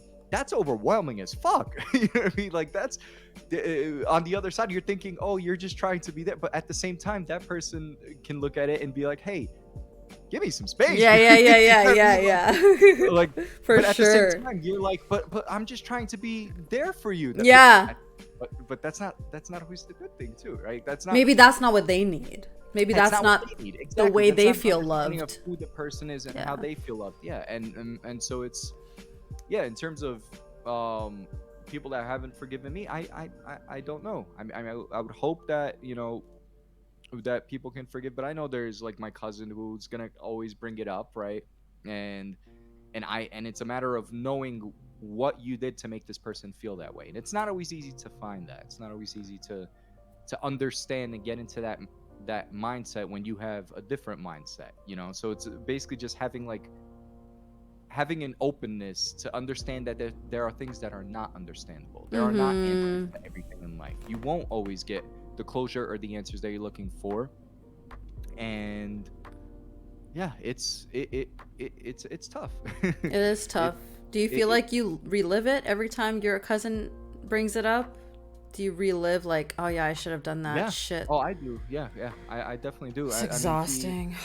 It's exhausting, it really is exhausting. And like, I mean, but at the same time, he'll tell me like, you're the only person that's there for me now, and like, I love you and I care for you. And he's the one that actually taught me this, is I end every conversation with any family member I have in a good way. Yeah, I always say I love you before I put the phone down, because once again, I don't know if that's the last time I'll talk to them, right? Yeah, exactly. So it's tough. I don't know if someone forgives me for something. The only thing I can do is understand and know that I made a mistake, and hope and learn from it and not make that mistake again, and hope that the person can understand that I made a mistake, right? Like, that's really all I can say in my situation, since no one's actually said, hey, I forgive you to me. So okay, for me, I haven't heard someone say I don't forgive you. That I haven't heard. I've heard I forgive you, but I haven't heard someone say I don't forgive you. However, there was a time in 8th grade when my best friend at the time, she was in a relationship with some crazy to think 8th grade relationship. My God. She was in a relationship with some guy who was like 2 years older than her. It's kind of messed up if you think about it. Ew. Anyways, yeah, he was 2 years older, and he clearly a player, but she was like mad about him, like madly in love with him. She told me about him, blah blah blah. He's amazing. And I was like, there's something about this guy that just does not sit right with me. I don't know, man, he's a little weird. But she's like, no, he's amazing. Okay, whatever, cool, do your thing. Then one day she comes crying to me and she's like, oh my God, turns out he is a bad guy. We broke up. He broke my heart. I can't remember if there was another girl involved or what the situation was, but I remember that she was heartbroken. And going back to what RP was saying, if you do something wrong to me, I could probably eventually forgive you. But if you hurt someone I love or I care about, different story. It's very hard for me to like really get there. And for him, I already didn't like him, and then he hurt my friend. So for me, it was just like, listen, you messed with the wrong person. I need to somehow catch you in your shitty behavior and then like expose you to her, because she was still thinking he had like a lot of good in him. And I need to also tell you that what you did was wrong. But how do I do that? Because I don't have him on my MSN. Y'all remember MSN? Y'all remember back in the day MSN? Yeah, I don't have him on MSN. But how do I get him? Because he's not going to add me if he knows it's me. So I made a fake account. Y'all remember fake accounts back in the day? Yeah, I made a fake account. And I added him. And lo and behold, he saw a cute like baby girl, whatever dumb name I put. And he added me. We started talking a little bit. And he started flirting with me, as I thought he would. And oh my God, it's so stupid and cringe when I think about it. I exposed myself, and I was just like, yeah, that's what it was. When she was telling me everything that he had done to her and said to her, she told me explicitly that he is going around spreading that's what it was. He was spreading rumors about her, calling her the B word, calling her this and all of these things, when none of it was true. And she said, don't say anything to him if you ever interact with him, otherwise he will know that I told you. And he asked me not to tell anyone, which is a red flag on its own, but we're not going to go there. And so when I told him that, or I called him out, like, how could you do this to her, this and this, she was so in love with you, that went back to her, because he called her and said, I told you not to tell anyone, and now like things are basically gonna get worse for you. And so she called me crying, and she was like, oh my God, how could you do this to me? I told you not, I trusted you. And I was so heartbroken, because again, my intentions were like, I want to defend my friend. But my issue was that I broke her promise. She trusted me, and I broke her promise. And ever since then, I try my best. So the way it's affected me, and the way I try my best not to spread things about people. Like, if it's their business, they can tell you, but like, I'm not going to tell you. It's just stuck in me. And in another instance where someone has not forgiven me, the way it affected me was it completely deteriorated me as a person. Because I needed their validation and their forgiveness so much that when they didn't forgive me, it crumbled me. Like every bit of who I was not that person anymore, just because I was so hard on myself and I was just drowning in that. And on top of it, I was reliving it every time, as Mark said, they would bring it up in any which way. And that kind of leads me to a side question. So in my example of me and Snark, right? Like, I wronged Snark. How many times does Snark and how many times is Snark allowed to bring it up to me constantly? Like, how could you not feed my cat? I told you to feed my cat. That was, I love my cat. Why did you do this? Why did you do this, Ray? Why? I asked you not to. Why? Like, how many times is it okay for you to, because you deserve that, right? I wronged you. You deserve voicing how you feel, how I made you feel, how I wronged you. But to what point does it get like, okay, now you got to make a decision. Do you forgive me or not? Do we need to take time apart or not? How are you going to go about our friendship? Because now it's unfair. Is there a point it gets to, or should you just allow someone to just go at it? Like,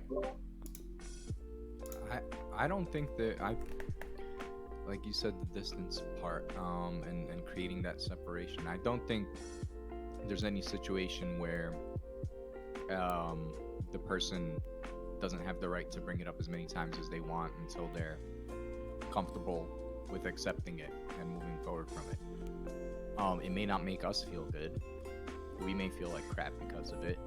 But if it makes us feel like crap, then we should be the ones to be like, hey, until you figure this out, I don't think it's healthy.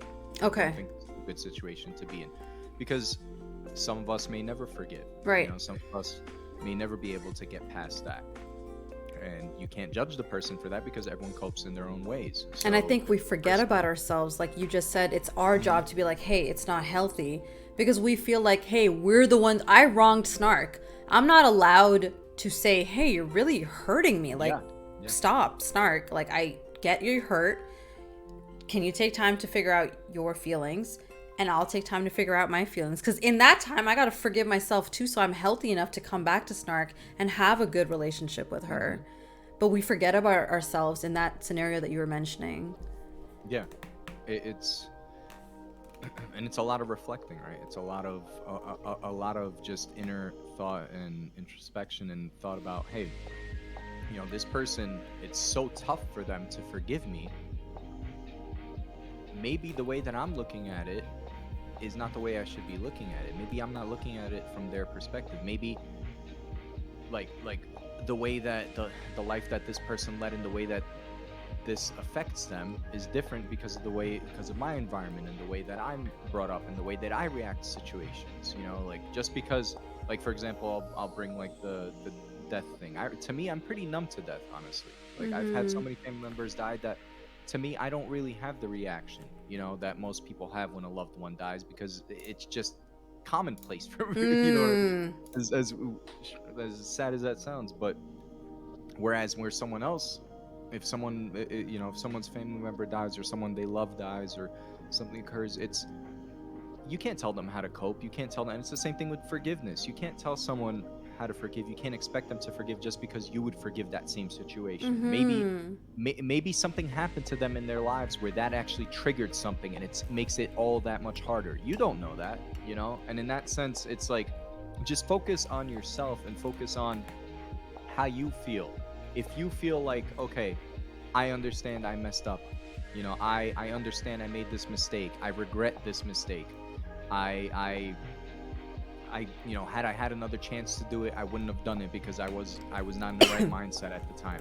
That's all you can really do. Yeah. You can't expect the person to, you know, you can't expect them to be like, hey, I forgive you, or stop bringing it up. And if they keep bringing it up, then like I said, you just have to be like, okay, I don't know what else I can do. I'm not going to keep trying to repair this relationship because it's only going to be worse on me and on you. You know, it's going to hurt me even more to try to keep repairing it and keep pushing and pushing, because at the same time you need to focus on yourself and focus on, hey, and maybe you'll never be able to talk to that person again or have the relationship that you did again, and that's perfectly fine. You know, that's perfectly fine. It may be tough, but you know, if it's not there, then it's not there. Why keep trying to fight for it and making it harder on yourself and the other person? You just let it go. And maybe, I mean, I've heard stories where people reconnect 30 years down the line. Yeah, You know what I mean? Like, it's true. Like sometimes it takes that long. You never know, you know. So Yeah, I think that's a good point to say, that to remember, like, don't let yourself drown. Because what I was doing is I was drowning and I was allowing that person to hold me underwater. I think that's the best way to say it. And I was like, I'm okay with it because I fucked up. So yes, kill me. You know, it was, and I'm sorry if that's a trigger word for people, but it literally felt like I was dying because I wasn't Raven anymore. I was just so focused on repairing the relationship that I was willing to be disrespected. I was willing to be verbally stripped in many ways of just any good that I brought to the table. And no one should ever be allowed to treat you that way, no matter how much you fuck up. They're allowed to be angry at you. They're allowed to 100% feel everything that they need to feel. And if you are sincere in your apology and you are like genuinely, you have explained everything that you can to the best of your abilities, you have sought forgiveness, you have sought to repair the relationship, you have done nothing to give them another reason to like further not forgive you, the rest is on them, right? You got to just create that barrier before it becomes unhealthy, I think, because sometimes in these relationships, friendships, when there's that, and I hate to call it a power shift, but it is, when one person has wronged the other person, sometimes, whether knowingly or unknowingly, the person might use that to their advantage and always just have that over you, and that is not fair. So yes, it's important to ask for forgiveness, but there is a limit to, like, you can ask for forgiveness and you can try to repair it, but don't lose yourself in that. And that's so hard to do sometimes. I also think that it's very, in my situation, it's when you've been wronged, you tend to justify your wrongdoing, like not justify, but in a sense be like, hey, you wronged me as well. I forgave you for that. Why can't you forgive me when I wronged you? But that's not right. That's not right. I feel like it doesn't matter what you did to me could be 100 times worse in my mind than what I did to you. But I still did something to you. That doesn't make what I did to you any less than what you did to me. You know, I think that's very important to understand. And we seek this affirmation. Like I seek this affirmation. Like I've been the type of person where I want everyone to like me. I want everyone to, you know, and when something would come out, oh, like I did something wrong, I feel terrible. I start panicking. Like, no, I'm so sorry. I'm such a terrible person. Yes, oh my God, yeah. I freak out. I'm like, no. Like, I didn't mean it. I did this, that.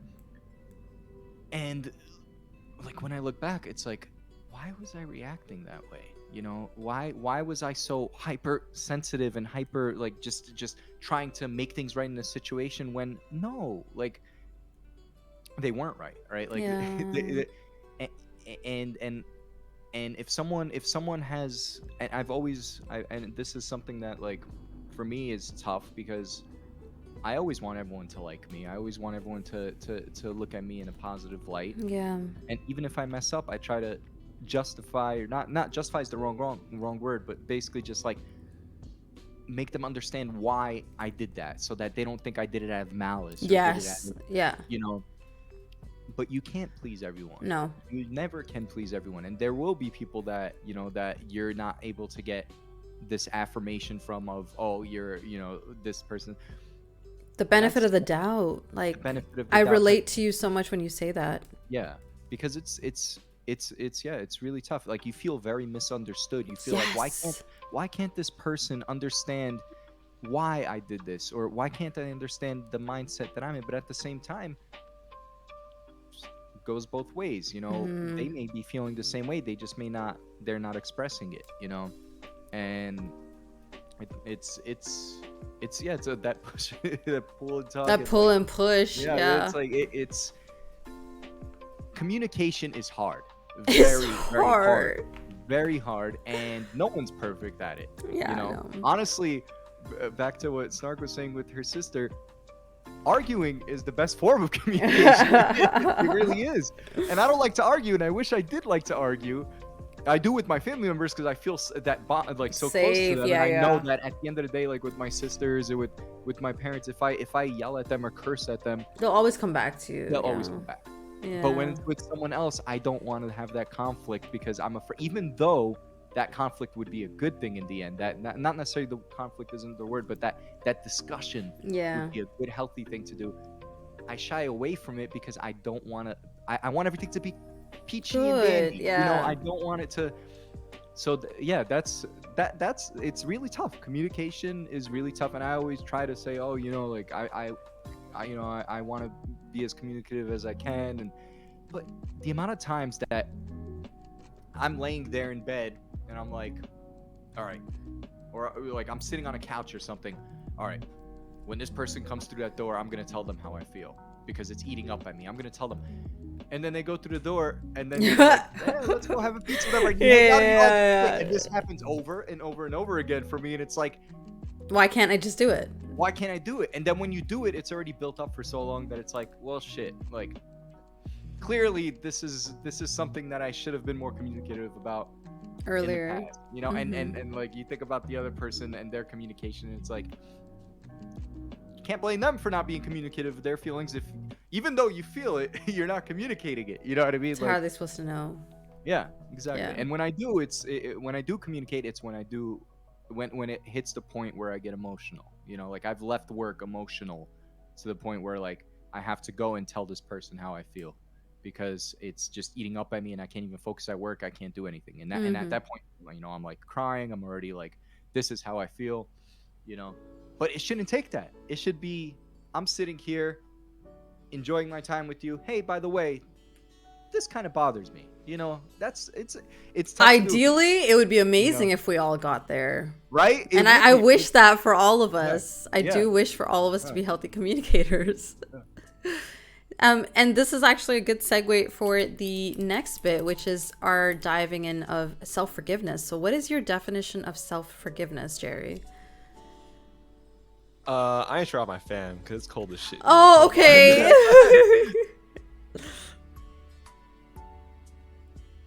I'm gonna grab a drink real quick. Yeah, absolutely.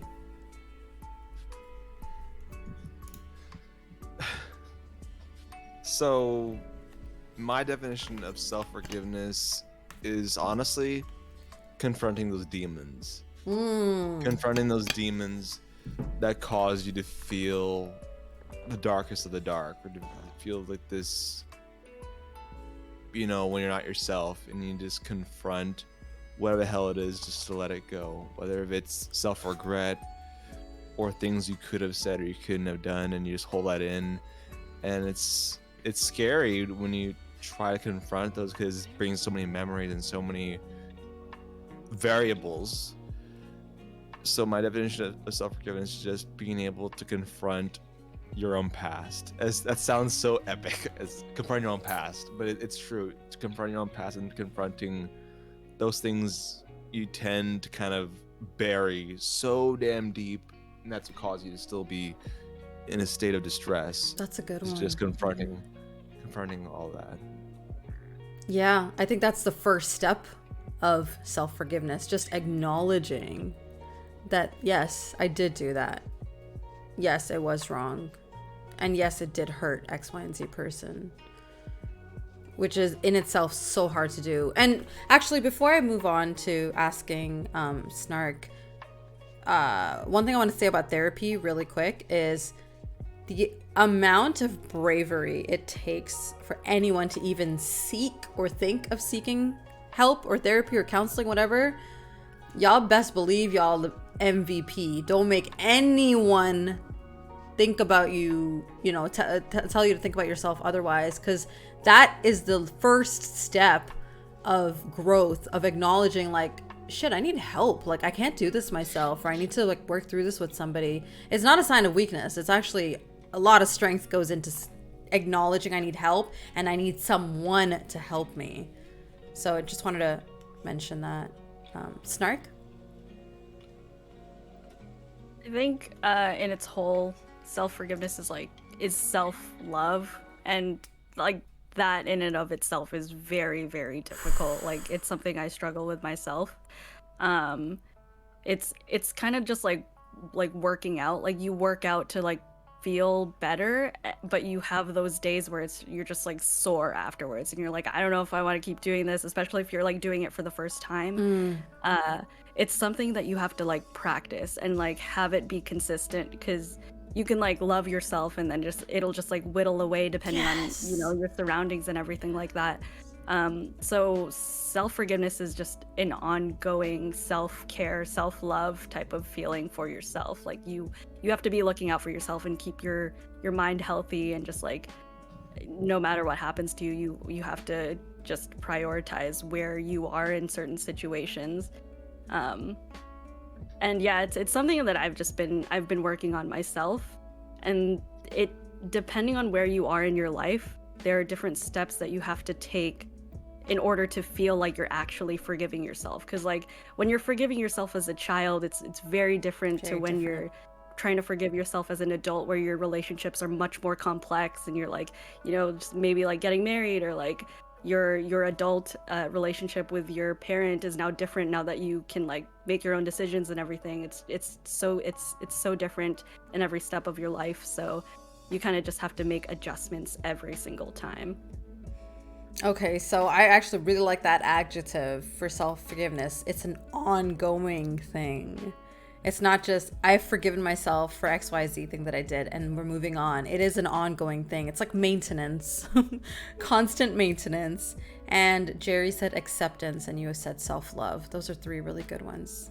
RP, what about you?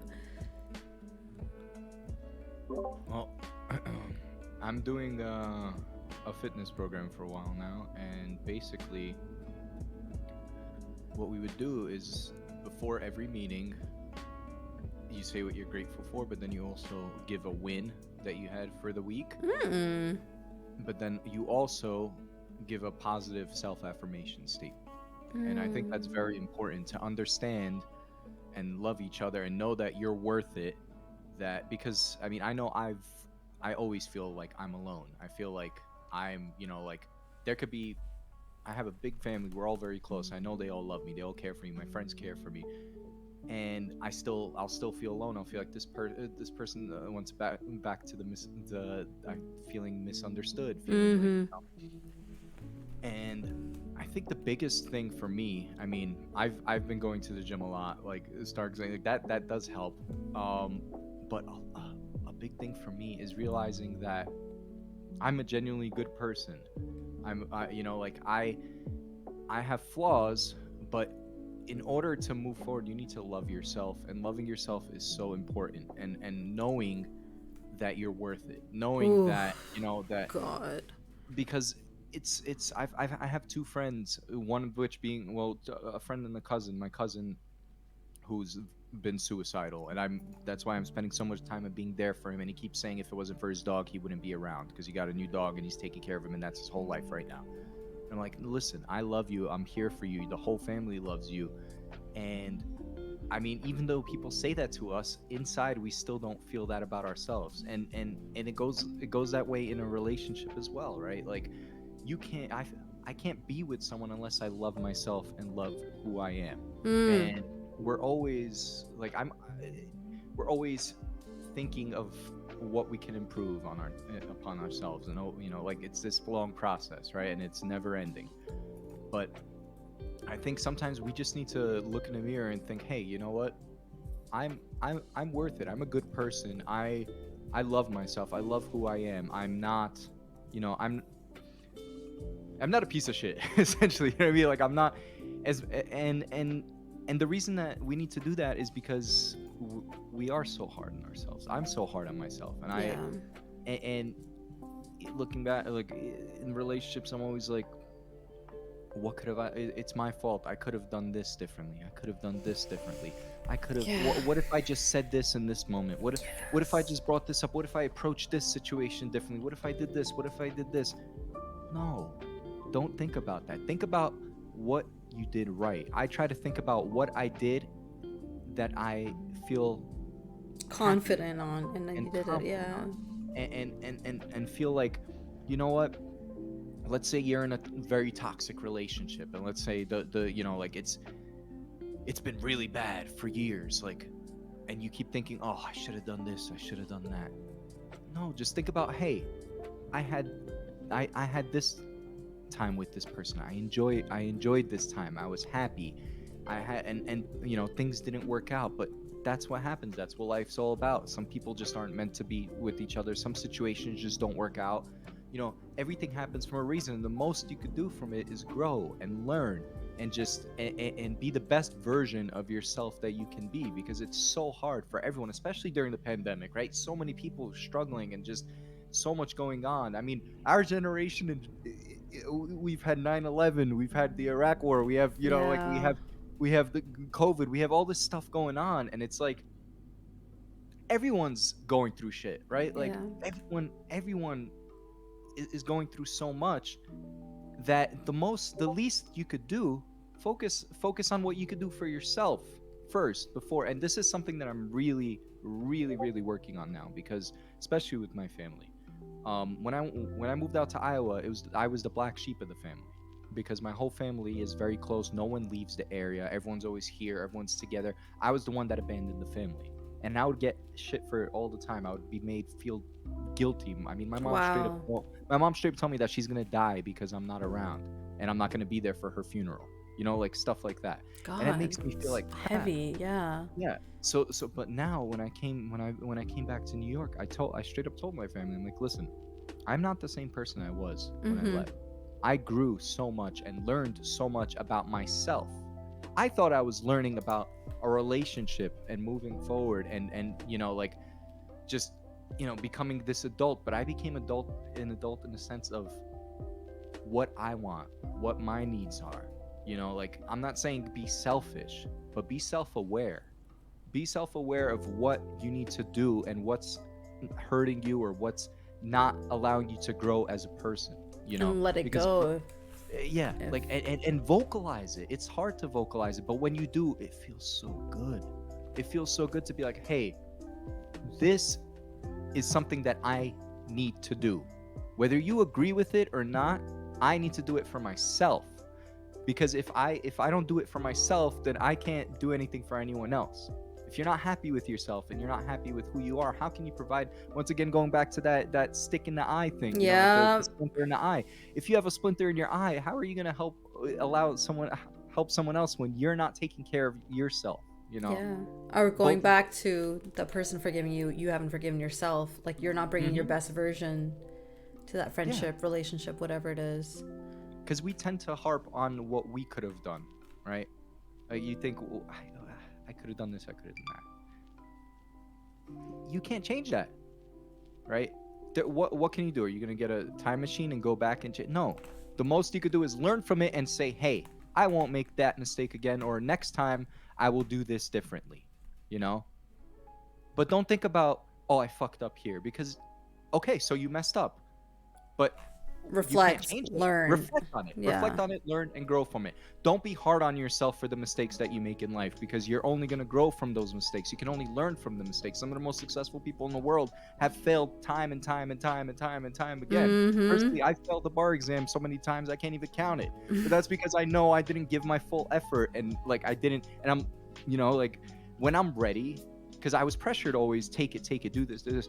When I'm ready to do it, and I'm in a mindset of, okay, I can do now it. Yeah. now I'm actually there to focus and do it, then I'll do it. you know then I'll do it and I'll work on it.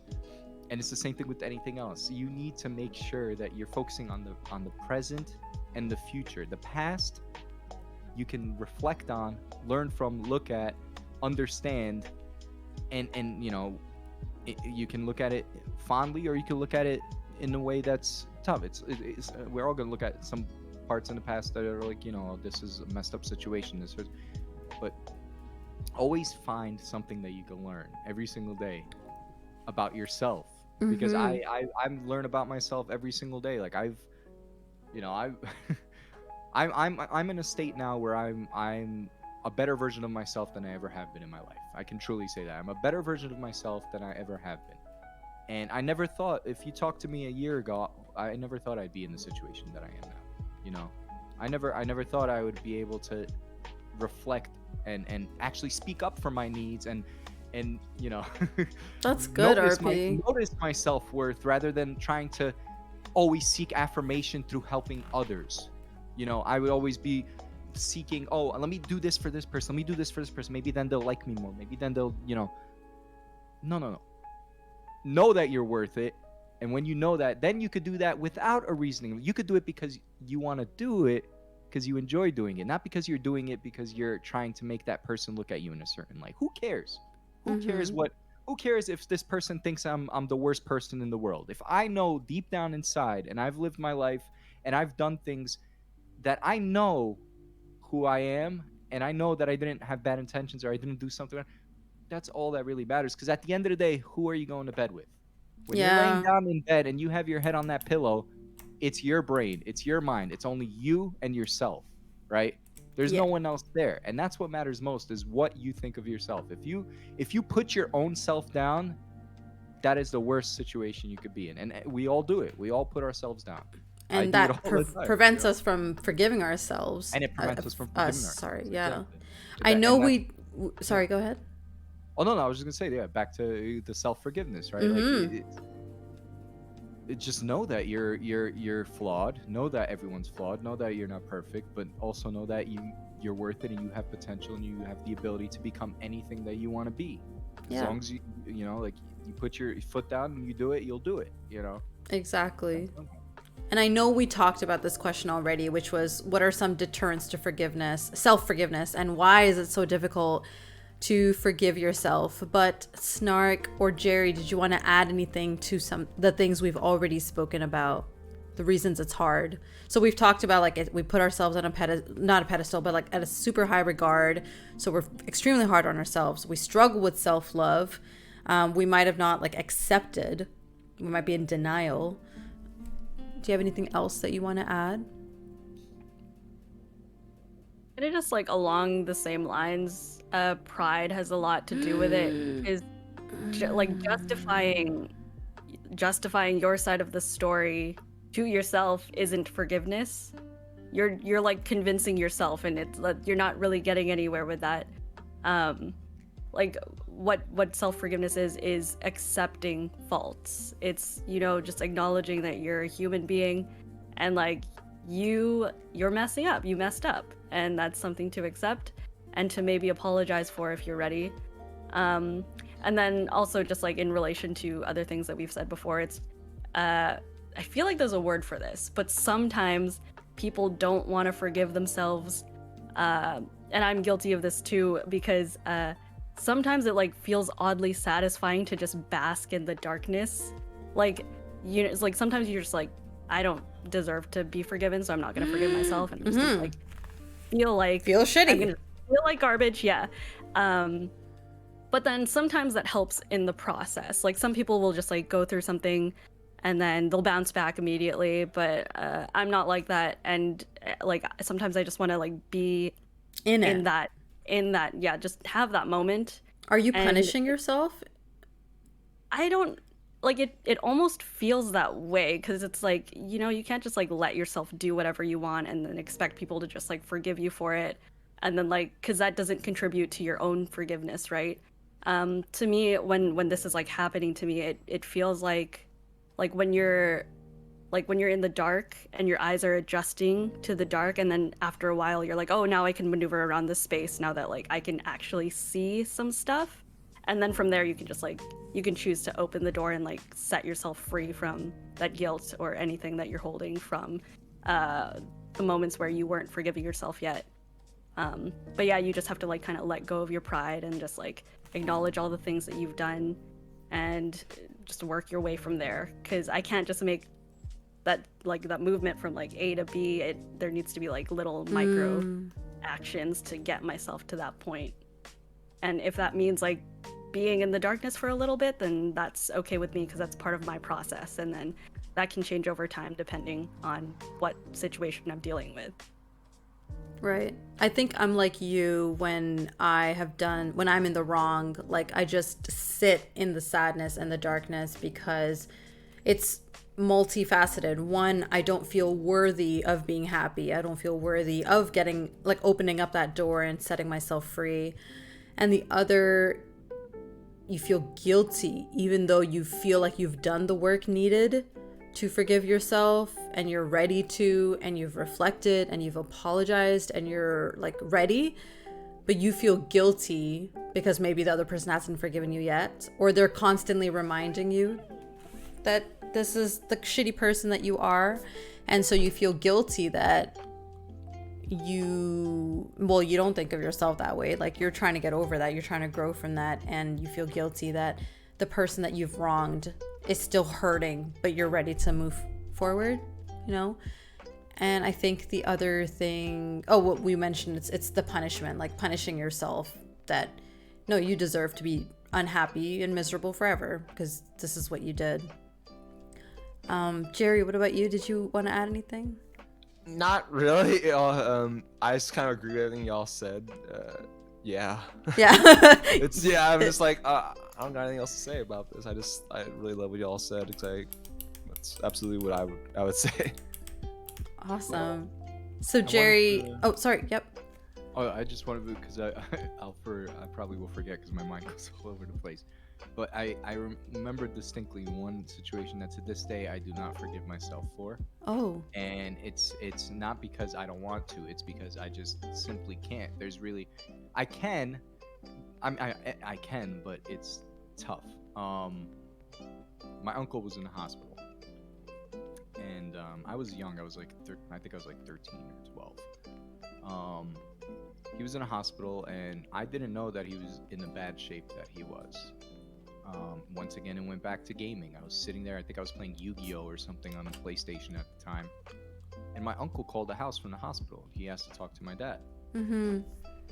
And I was so in the game, I picked up the phone and I was talking to him. And I was like, hey, how you doing?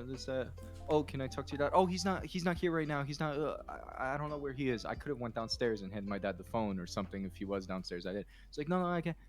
And I put the phone down. And he died an hour later, and that was the last conversation I had with him, was pushing him aside. And I can't forgive myself for that to this day, because it hurts me so much to know that's the last thing that I said to him was like, just, oh, I'm busy, I don't have time for you, you know? Stuff like that. It's really tough. It's tough, and it hurts, and when it hurts hard, right? Like it's something that you can't change because this person is not there. It's not like you could say, I'm sorry. You know, you can't apologize for that. And that's why the self-forgiveness, I have to say sorry to myself. I have to say it's okay. Like, but there's really no way in that situation for me. Like, how do I approach a situation like that, right? Mm-hmm. So yeah, that's just something I want to bring up, a situation where there's really nothing you can say to the person anymore. That's tough. Since we're on this topic, Jerry, did you want to describe a time when you had to forgive yourself?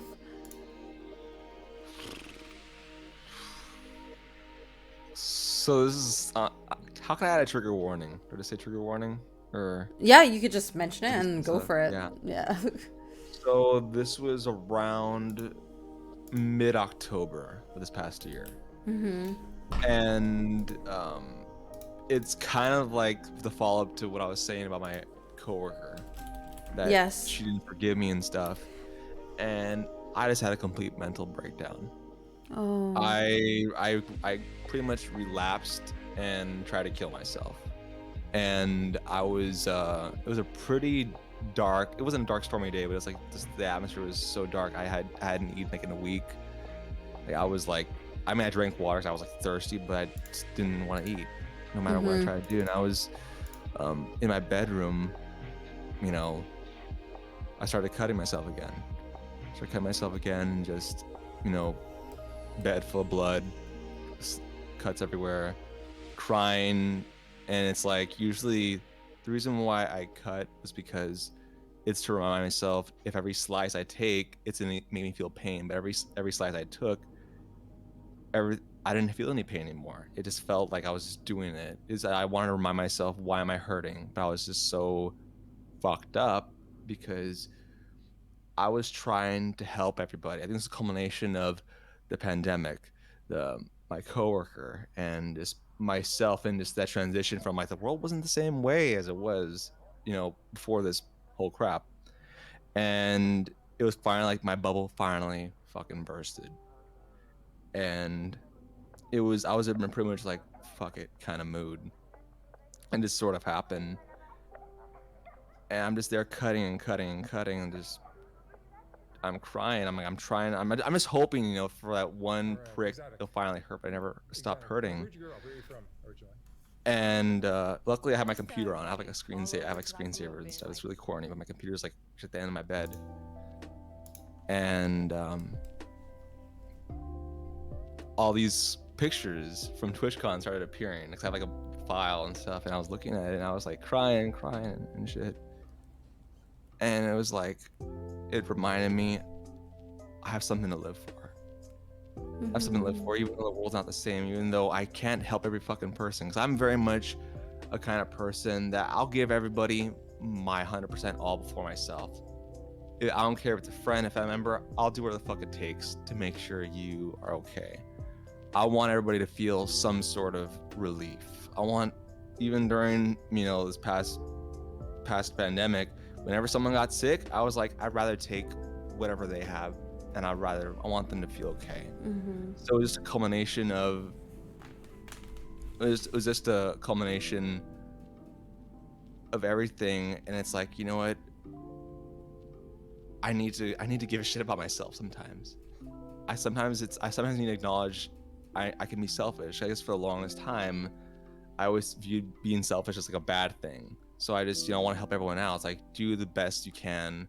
But I always thought my best isn't my fucking best. And I try harder. I need to do more. I need to do more. Whatever you're doing is not good enough. Or is not good enough. I was always told that. And I was looking at those pictures while I was like crying my eyes out, that maybe I just do need to accept that I'm human. I do need to accept that whatever the fuck I had going, I'm still obviously alive, barely, but I'm still alive here to tell the tale. And I reminded, while I'm in this state of distress, there are good times ahead. And I finally I felt like that night was truly a time where the photon Jerry, I had to bury him. It was almost like I needed to confront him and be like, this era that you had, or this, I don't know, this era, it's time to say goodbye to it.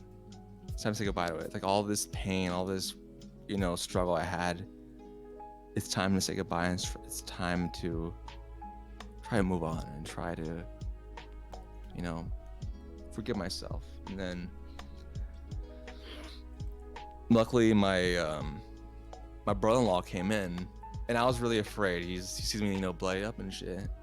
And I was like really afraid of him, taking me elsewhere, taking me, to a hospital or whatever. But he literally just came in, gave me some bandages, helped me up, go to the bathroom, wipe myself up, and he said, Jerry, I love you no matter what you do. I'm always here, and I don't want you to feel like you aren't good enough.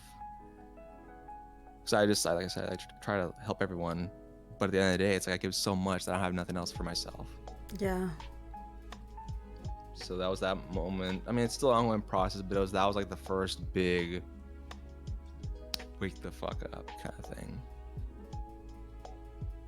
And I saw these scars from that night, but it's like those scars still remind me, like, I guess there's still reason to be alive, I guess. And I had to like confront my own demons and confront my own self about that. I'm glad that you were able to see because when you're in that dark space, nothing looks good. Everything looks hopeless, and you don't see the light at the end of the tunnel. You genuinely believe that this is how it is right now. This is how it will be 5 days from now, 5 years from now. This is just it. It will never get better, and it takes a lot of strength to see past that. And I'm really glad that it was, in your case, TwitchCon, that really was one of your happiest moments, that you were able to relive through those pictures and remind yourself that there are good times ahead.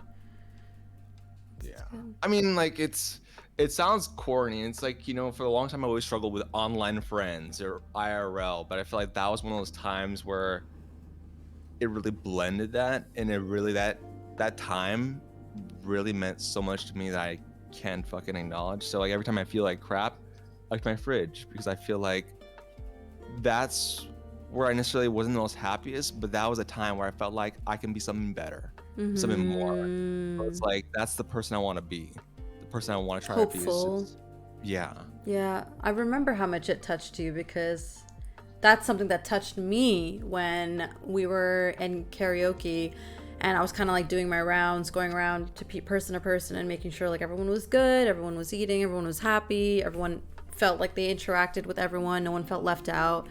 And I remember seeing you in a corner, and I immediately got concerned because I'm like, oh my God, did something happen? Does he feel like secluded, or is someone not treating him fairly or whatever? So I went up to you and I checked up on you. Like, we talked a bit, and you're like, no, I'm good. I'm just soaking everything in. Like, I'm just taking everything in because it feels so surreal, and I'm just like, taking everything in. And it was a good isolation that you were having. You were just trying to take everything in, and that stuck out to me because I related to that so much. I had not been happy for so long, and TwitchCon I can pinpoint as one of the happiest memories of my life. That chunk, especially that karaoke party, like one of the happiest times I've ever been in my life.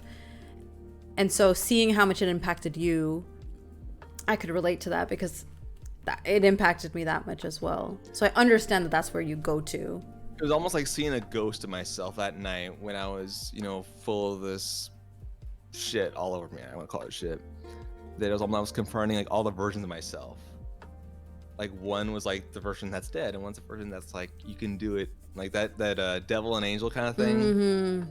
Like you can do it. And I was struggling, like what the fuck am I? Like what am I doing right now? And then part of me is like, I don't deserve any of this. Because I guess I always blame everything. I always blame everything on myself, and I always blame, whatever it's the littlest thing. It's all on me. It's all on me. And that's where kind of ended with just that. Just pile of mess. I do hope that mentally things get better for you, because it would be super difficult to know that you're in that kind of situation again, for a lot of these people, a lot of people that love you and care about you.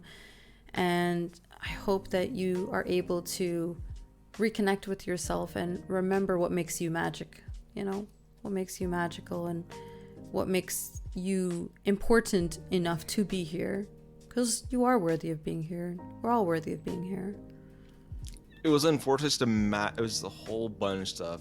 Moving to a new town, new job, the job situation, my sister getting married. Overwhelmed, probably. Yeah, and just lack of friends around me, and just kind of confronting like this new me, I guess. And that's I was kind of like almost like in denial. Yeah. In denial of like, what am I?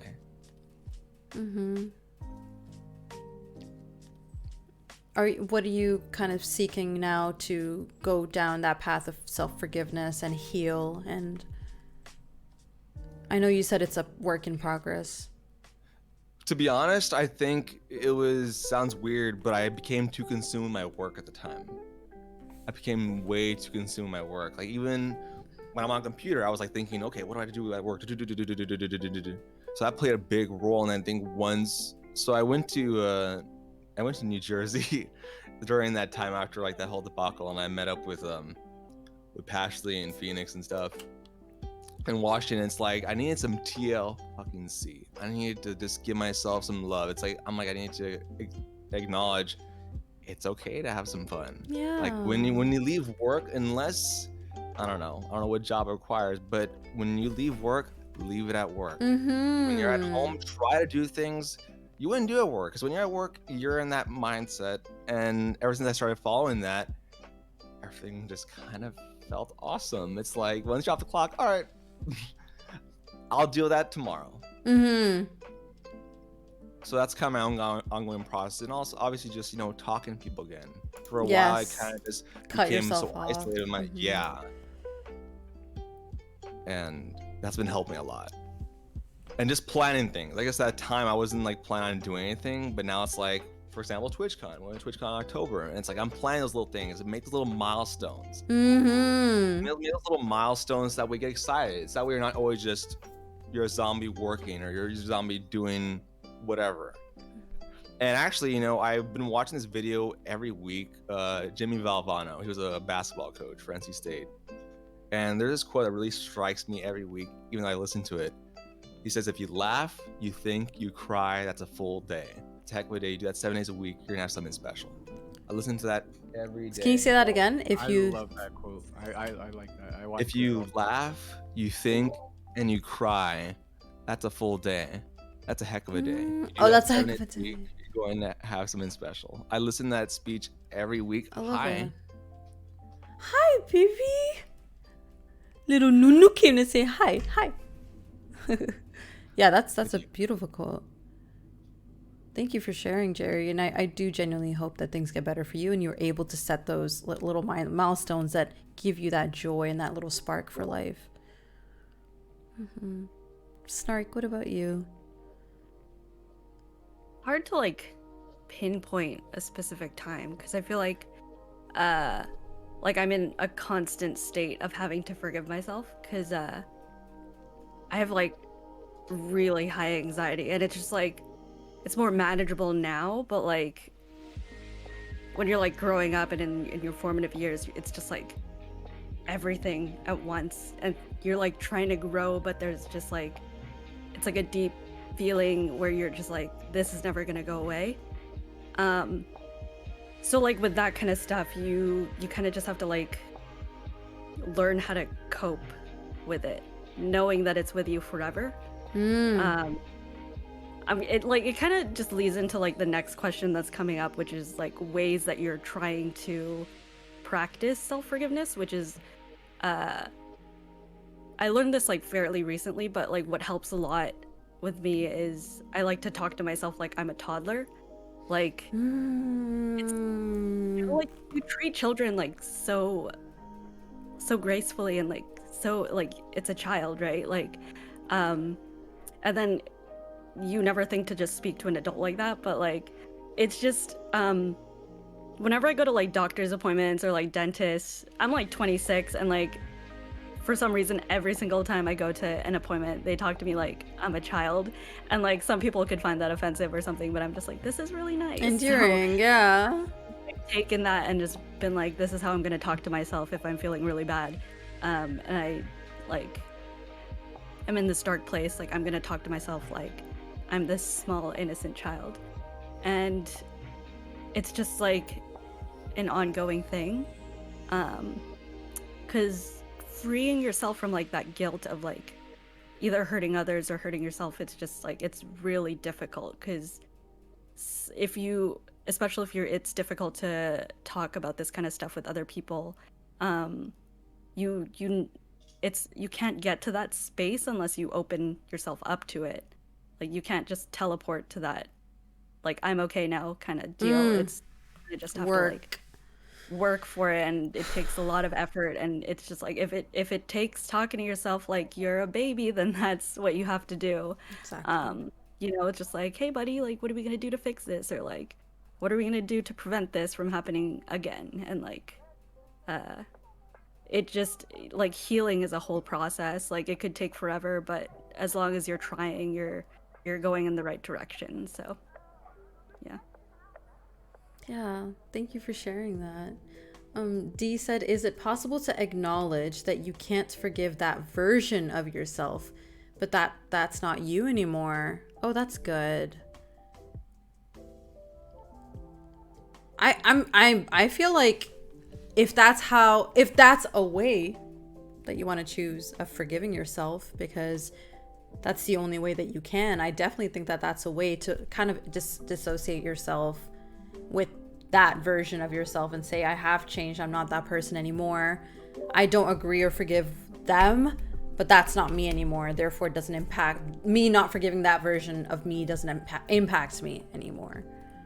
And I think that's when I read that because that was when I was talking about my uncle, and that actually that is what resonated with me when I read that, because I mean, you know, like that was, I'm not that person. I would not do that in this situation again. I can't take it back, but the most I could do is say, hey, that's not who I am anymore. Yeah. Not, you know, like I forgive myself for doing that, but at the same time, it's still gonna hurt. The hurt won't go away, you know. Yeah. We grow and change. Some versions of ourselves may not following our values maybe was the worst version of ourselves. Photon, I do acknowledge it as well. You put a lot on your shoulders, and we're trying to help everyone and anyone. I could see from our exchanges, and while I didn't reply much, I was happy and relieved to see that you would update your stories, and it showed me your growth out of the darkness. You provide the best relief to others when you love yourself first. That is 1000% true. Then I was lit. Sorry, I know I'm behind. I was so shy I didn't talk to her. I was so shy I didn't talk to you. Snark's so pervy. Sorry. Sorry to put you on the spot, Snark. I didn't know what was happening last minute. It's funny you say that. It's literally how my partner speaks to me, and I had told him that many times. Oh my, you're talking to me like your niece, and he treats me softly like it too. And feeling that kindness made me want to treat everybody around me in the same way. Yes!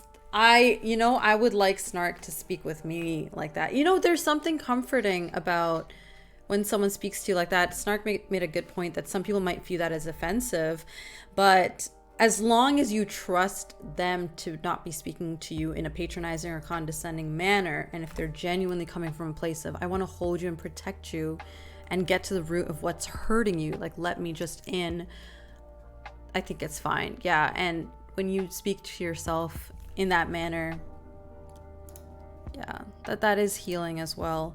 I know we missed a question, but since the conversation just kind of naturally flowed into this next one, we'll just end off with this one. I wanted to add something real Oh quick. yeah, absolutely. It really reminded me, because I'm a huge movie buff, and it really reminded me of this scene I absolutely love from the Christopher Nolan movies. It's in The Dark Knight Rises. And Commissioner Gordon, Gary Oldman asks, like, Batman, like, who are you? Whatever. And he's like, I think it was something along the lines, it could be something as simple as putting a jacket over a little boy's shoulders and telling him that the world hadn't ended. Say that again. Something along those. It was like a quote that was like, the world must know who saved the city, whatever. And Batman's like, a hero can be as simple as putting a jacket over a little boy's shoulders and telling him how the world hadn't ended. Almost like you want someone to reassure you, like kind of going on what Snark was saying. But I just want to point out, like, that scene, I don't know, touched you. Yeah, that is beautiful. Thank you for sharing that. So we talked a little bit about ways that we're practicing self-forgiveness, and I want to piggyback off of what Snark said.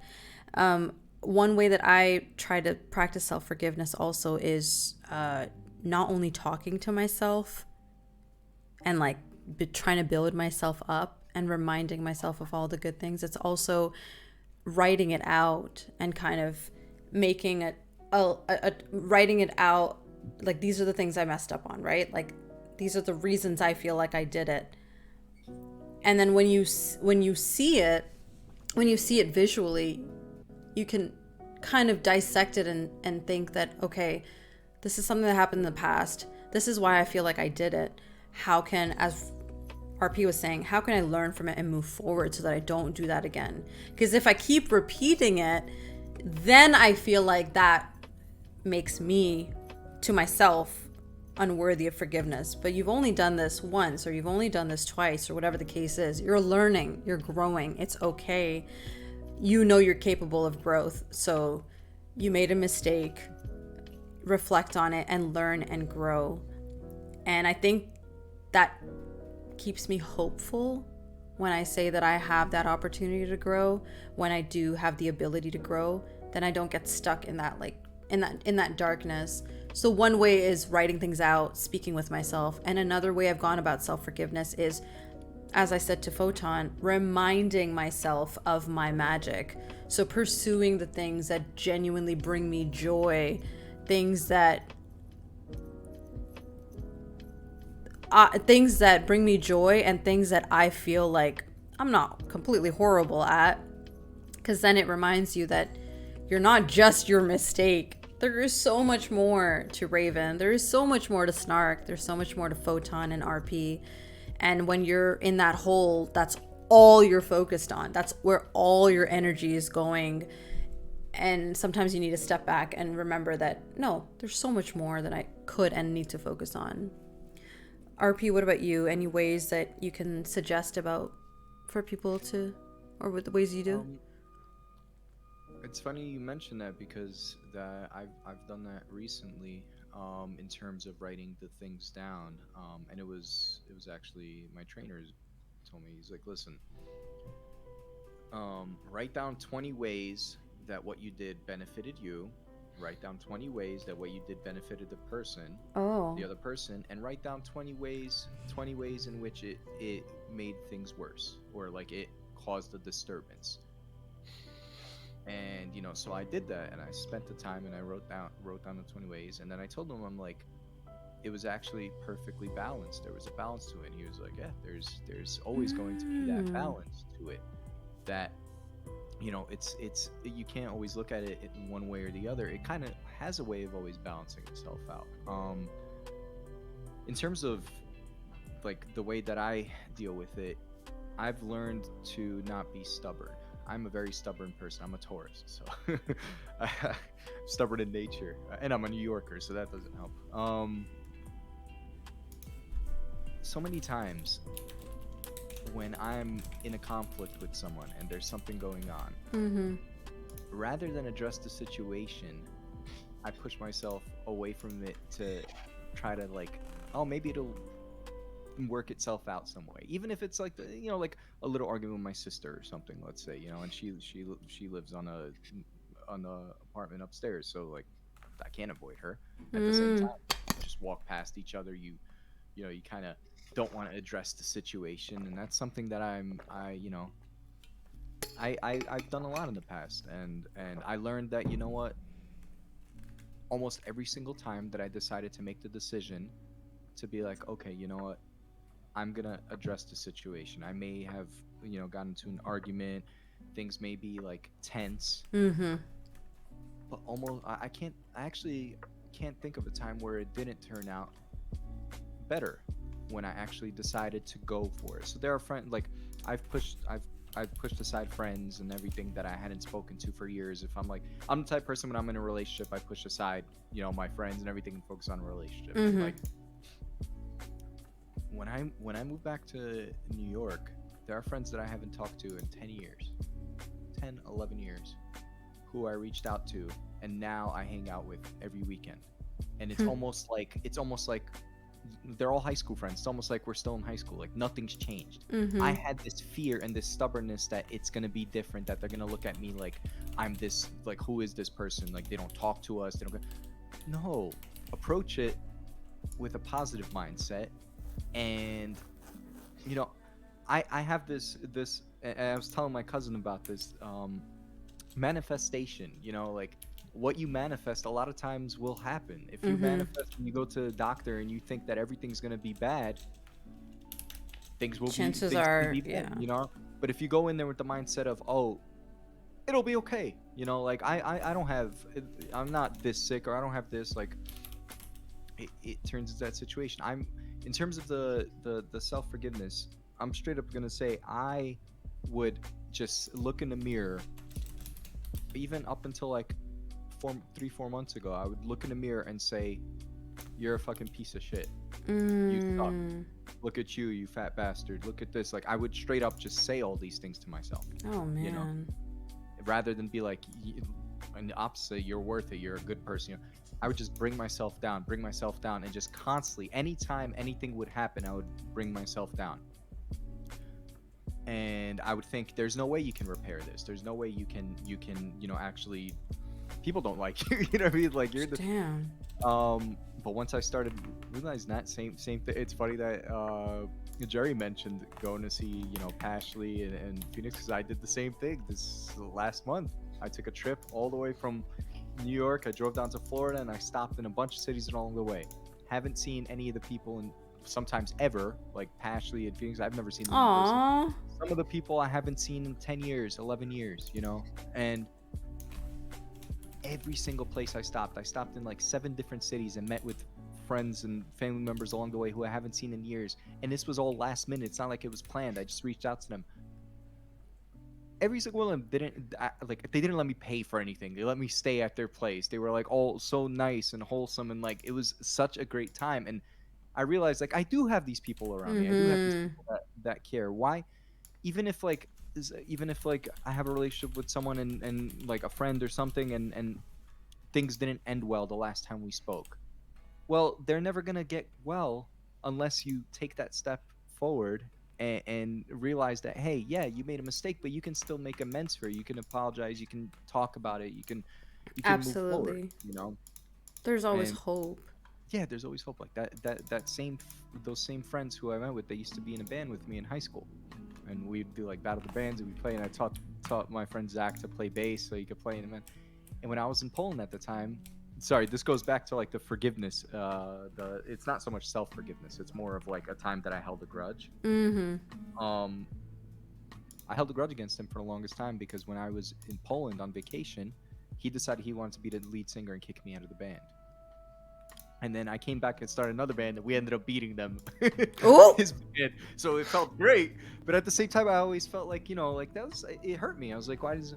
Now he's like my best friend. I came back 10 years later. We reconnect. We're going to play golf. We're doing it. And I don't even care about that. It's so petty. But at the time, I was The holding that grudge biggest for thing, yeah. and it's because of the stubbornness. It's because I'm a stubborn person, and like with my sister, we argued a couple days ago. We were walking by talking, and then something came up like that we had to do together, and we started talking, and that's it. Everything's fine. Don't be afraid to take that step. Mm-hmm. Because if you don't take that step, then it's just gonna be a stalemate. It's gonna stay there, right?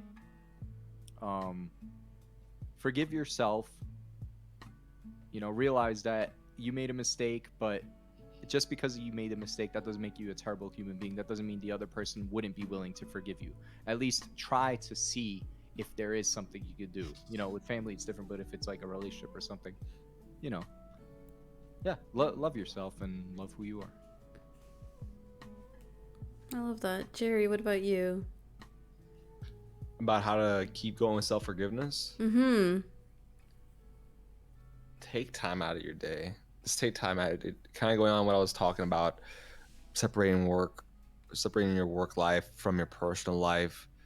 Just take time to enjoy yourself, whether it's going to see a movie or watch something or whatever. Take time, because I'm telling you, we all know this, the world is even though the world has some shitty moments and some shitty things, the world is actually kind of a fucking incredible place. Because I don't know, when we're in this dark bubble we put ourselves in or whatever, not like I said I wasn't eating and stuff, it's like, you know what, I fucking like to eat. Treat yourself. Yes. Have some fun. Learn to just acknowledge your little quirks. I feel like that's one of the coolest things ever, is like to like just experiment. Just like, you know what, I'm feeling adventurous, I'm gonna have some spicy stuff or whatever. Like, learn to be, and I was gonna say this with raging, what's that word? Spontaneous? Spontaneous, yes. Like, I kind of did that with New Jersey. I literally took that trip within a week. I'm like, I need to eat ramen for a week after, but let me just go ahead and just fuck it. Like, do those things. Not be spontaneous everything in life, but just accept, some of the best things happen at most random, and those are the best kind of things. And just have fun with it, because I'm basically doing a longer version of YOLO. YOLO. You only have a certain amount of time in this life, and as long as you're not hurting anybody, as long as you're not doing anything wrong, have a little bit of fun while you're still here. Mm-hmm. And I feel like that will really help the self-forgiveness aspect, because a lot of times we just kind of bury ourselves in whatever it is, our past. Embrace the future. I sound like I'm giving a pitch or something. It's a motivational speak. Jerry 2020. 22. Embrace Wow. the future and embrace, who you are, because you only have one life, and that's fucking incredible. Like, Yeah. And I love that you said, take time out of your day, because life's busy, man. We have so many commitments, so many responsibilities, and if we don't pour into ourselves, we're not going to be able to pour into ourselves and all the other aspects of our lives that need attention. So that's really, really awesome. Like, I don't like to preach 'cause I'm not a person to preach, but it's like there was this speech that I heard a while back from this Navy guy who was speaking at a graduation. He's like, you make your bed. That's an accomplishment right there. You make your bed, and like if you make your bed, at the end of the day, even if you feel like you don't have anything, You you did still made your bed. something. Yeah, that's one of Yeah. my favorite motivational speeches. I've watched that so many times. I love that one. Yeah, Like like even you've already accomplished something. the littlest things matter. It's like, oh, like our whatever our routine is, making dinner or whatever, taking a shower. Hey, Mm-hmm. you're doing something. You're doing And like something, those yeah. those little pieces of therapy, I guess, that help you in the day. Mm-hmm. D. Scheidler says, I struggle sometimes with self-forgiveness, especially when I'm living with the fallout from something. I put a lot of pressure on myself to try to do things right. I feel like I'm capable of doing better, so when I fail, I just end up in self-recrimination for what I did wrong. Oh man, a lot of us have said that we do the same thing, so we understand, most especially when I see others close to me living with the fallout. Yeah, it's true. And that's why I feel like, hopefully, or not, I feel like, I hope that some of these things that we have talked about today, as ways that we try to cope with that and we try to move on, or at least live with, as Snark was saying, this, like, we know we're like this. We know that we tend to really be down on ourselves. How do we live with that and make sure it doesn't consume us to the point where it starts to inhibit us from living life and moving forward and growing and moving further down our self-growth journey. So hopefully all these things help. Before we wrap up, we actually made it perfectly on time, a few minutes over. Is there anything else you guys want to mention about forgiveness, or any advice you might want to give to somebody who is struggling to either forgive or to forgive themselves or forgive somebody else, or is in a state of they're not being forgiven by somebody else? Anything that you guys have to say to them? Feel free to just go at it. I mean, what I'd say is, in terms of like approaching me, if anyone ever needs to talk to someone or just vent, just know that there are people who will listen, who truly do care, who will be there. And like, just because someone may not answer right away, or someone may not, because a lot of the times you'll message someone, you'll be like, oh, this person doesn't care, they're not answering. No, because they're doing something. That doesn't mean they don't care. They may get back to you in a day, they may get back to you in 2 days, in 3 days, but that doesn't mean they don't care. When they get back to you, they'll get back. Just know that there are people out there who do care about you, who do love you, and that even if you don't love yourself, just know that there are people out there who do love you as a human being, as an individual, for your talents, for your passions, for who you are, for what you bring, for your friendship, for everything, because it is tough. I know personally, I feel alone. I could talk, it doesn't matter how many people I talk to, you could still feel alone. But at the same time, if you don't love yourself yet, and you're not at that point, because it's hard to get to that point where you love yourself, know that there are people that do love you and do care for you and do want the best for you. So yeah. Jerry Snark? Short and sweet, just like, don't be afraid to be afraid, because like everything is terrifying, and self-forgiveness and waiting for somebody to forgive you, it's scary, but that's a good feeling. It means that you care.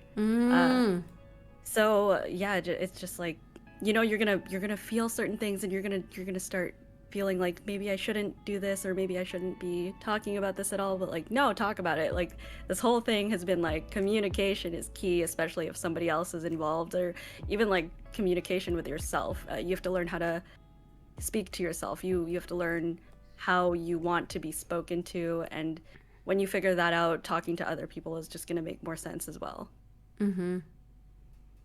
Yeah, I totally agree with that. I think my thing would be patient with yourself, and don't allow yourself to be consumed by that one thing that you did that disappointed yourself, because you are more than your mistakes. You are more than that black spot. That there's no one is sin-free. We've all done stupid shit in our life. We've all done things that we should have known better not to do. And so I feel like sometimes we're really difficult on ourselves. And I feel like the damage that we cause on ourselves, it's like the self-inflicted damage that we cause on ourselves from not forgiving ourselves and from constantly reliving. No one's making us relive it. We're reliving it on our own. Sometimes it's so much more damaging than just the act itself, that you could have built up on your own so many more months and years of trauma just by inflicting that upon yourself. So let's try to catch that and, you know, like nip that in the bud so that we don't view ourselves in this ugly light that maybe people around us are shedding on us, and they are entitled to their feelings. But as RP said, that's something that you could do, like draw that line. You are still worthy of being spoken to in a certain way or being treated in a certain way. If you feel that you've been the one who did something wrong, you're still worthy of all of those things. So don't forget that. Yeah, Jerry? I'm gonna try to word this as best I can. Acknowledge that silence is okay. And I mean by that is like, you know, when you're mad at somebody, I don't forgive you or whatever, like try and like figure that out. Give it time.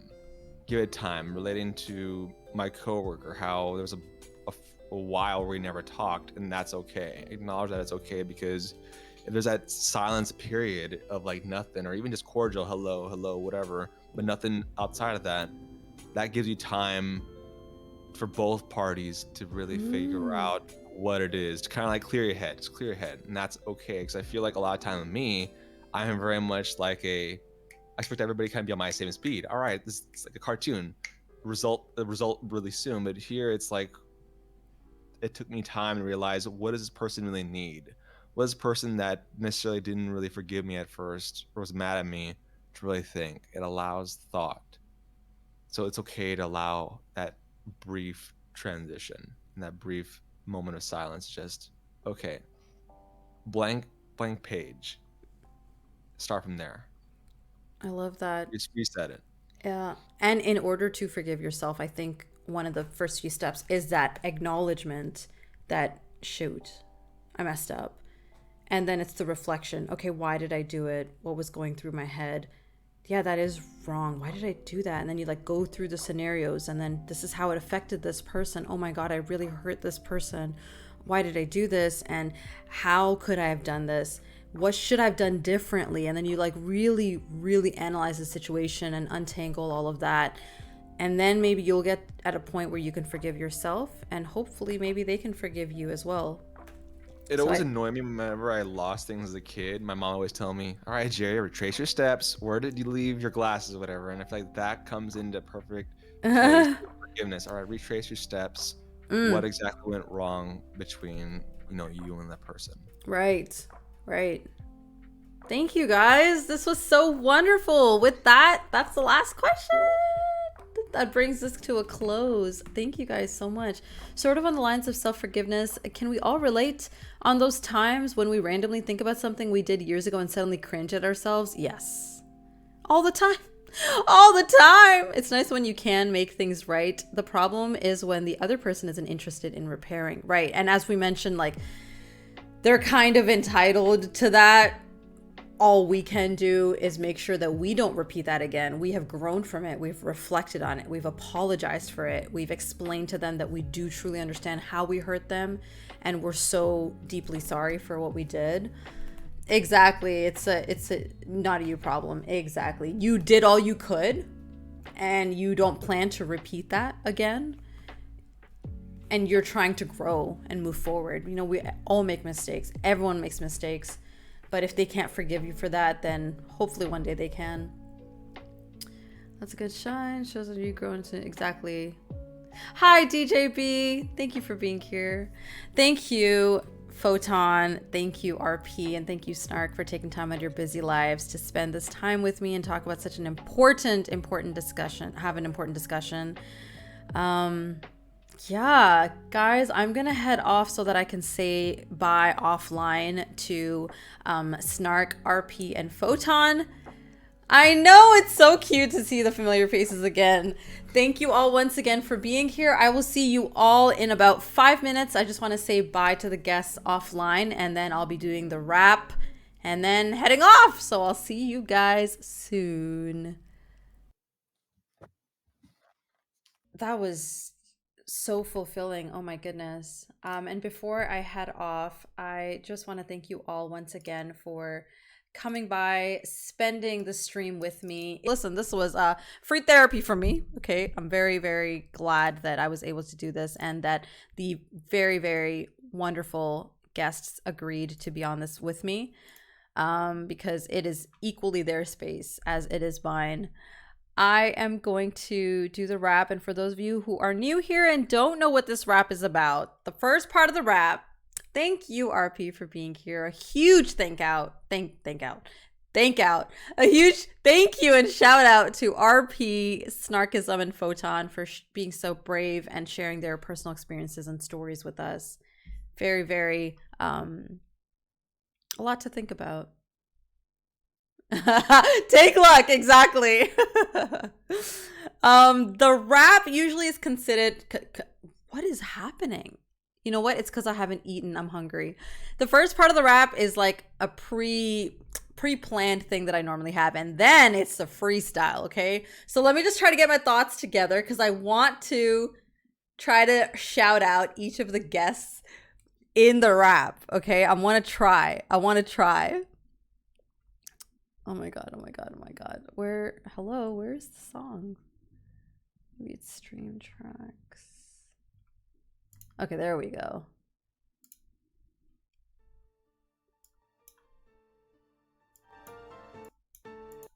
There we go. Okay. No, I'm nervous.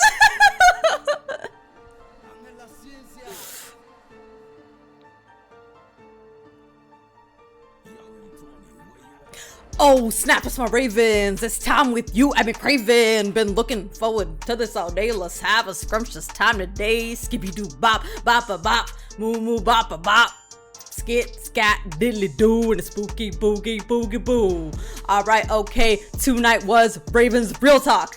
Yes, I hope you didn't miss it and go for a walk. I was so hyped for this. Yes, it's so scrumptious. It's like a tasty dish. First we had Snark. She's so sweet, baby, singing like a lark. Then we had the scrumptious RP. I hope that he doesn't like coffee or tea because he's trying to work out good. He be going to the gym in the hood. Then we got Photon, who has a black cat.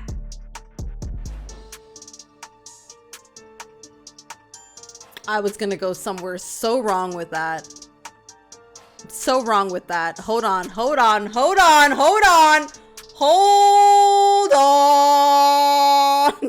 me restart. I need to restart. Okay.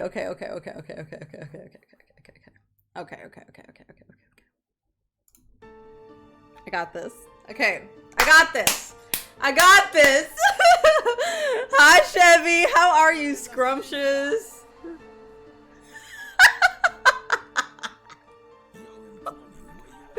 Oh, snap, it's my Ravens. It's time with you. I've been craving. Been looking forward to this all day. Let's have a scrumptious time today. Skippy doo bop, bop a bop, moo moo bop a bop. Skit and scat, diddly doo, and a spooky boogie boogie boo. Tonight we had Ravens Real Talk. I was so hype, I missed my walk. No, I didn't get all of my steps, but let me tell you, I'm happy like Johnny Depp. Yes, baby, I went there, and also I cut my hair. And now we're going to talk about the guests. Y'all better not stop, don't rest. Y'all better get hype for this. 3 guests on here I will not diss. First we had the scrumptious snark. Listen to her saying baby sweet like a lark. Then we had the scrumptious RP. Yes, he likes to be healthy. Then we had the scrumptious photon. Y'all best believe he belongs in this happy time. And I'll be seeing him at TwitchCon. Yes, this is true. Oh my god.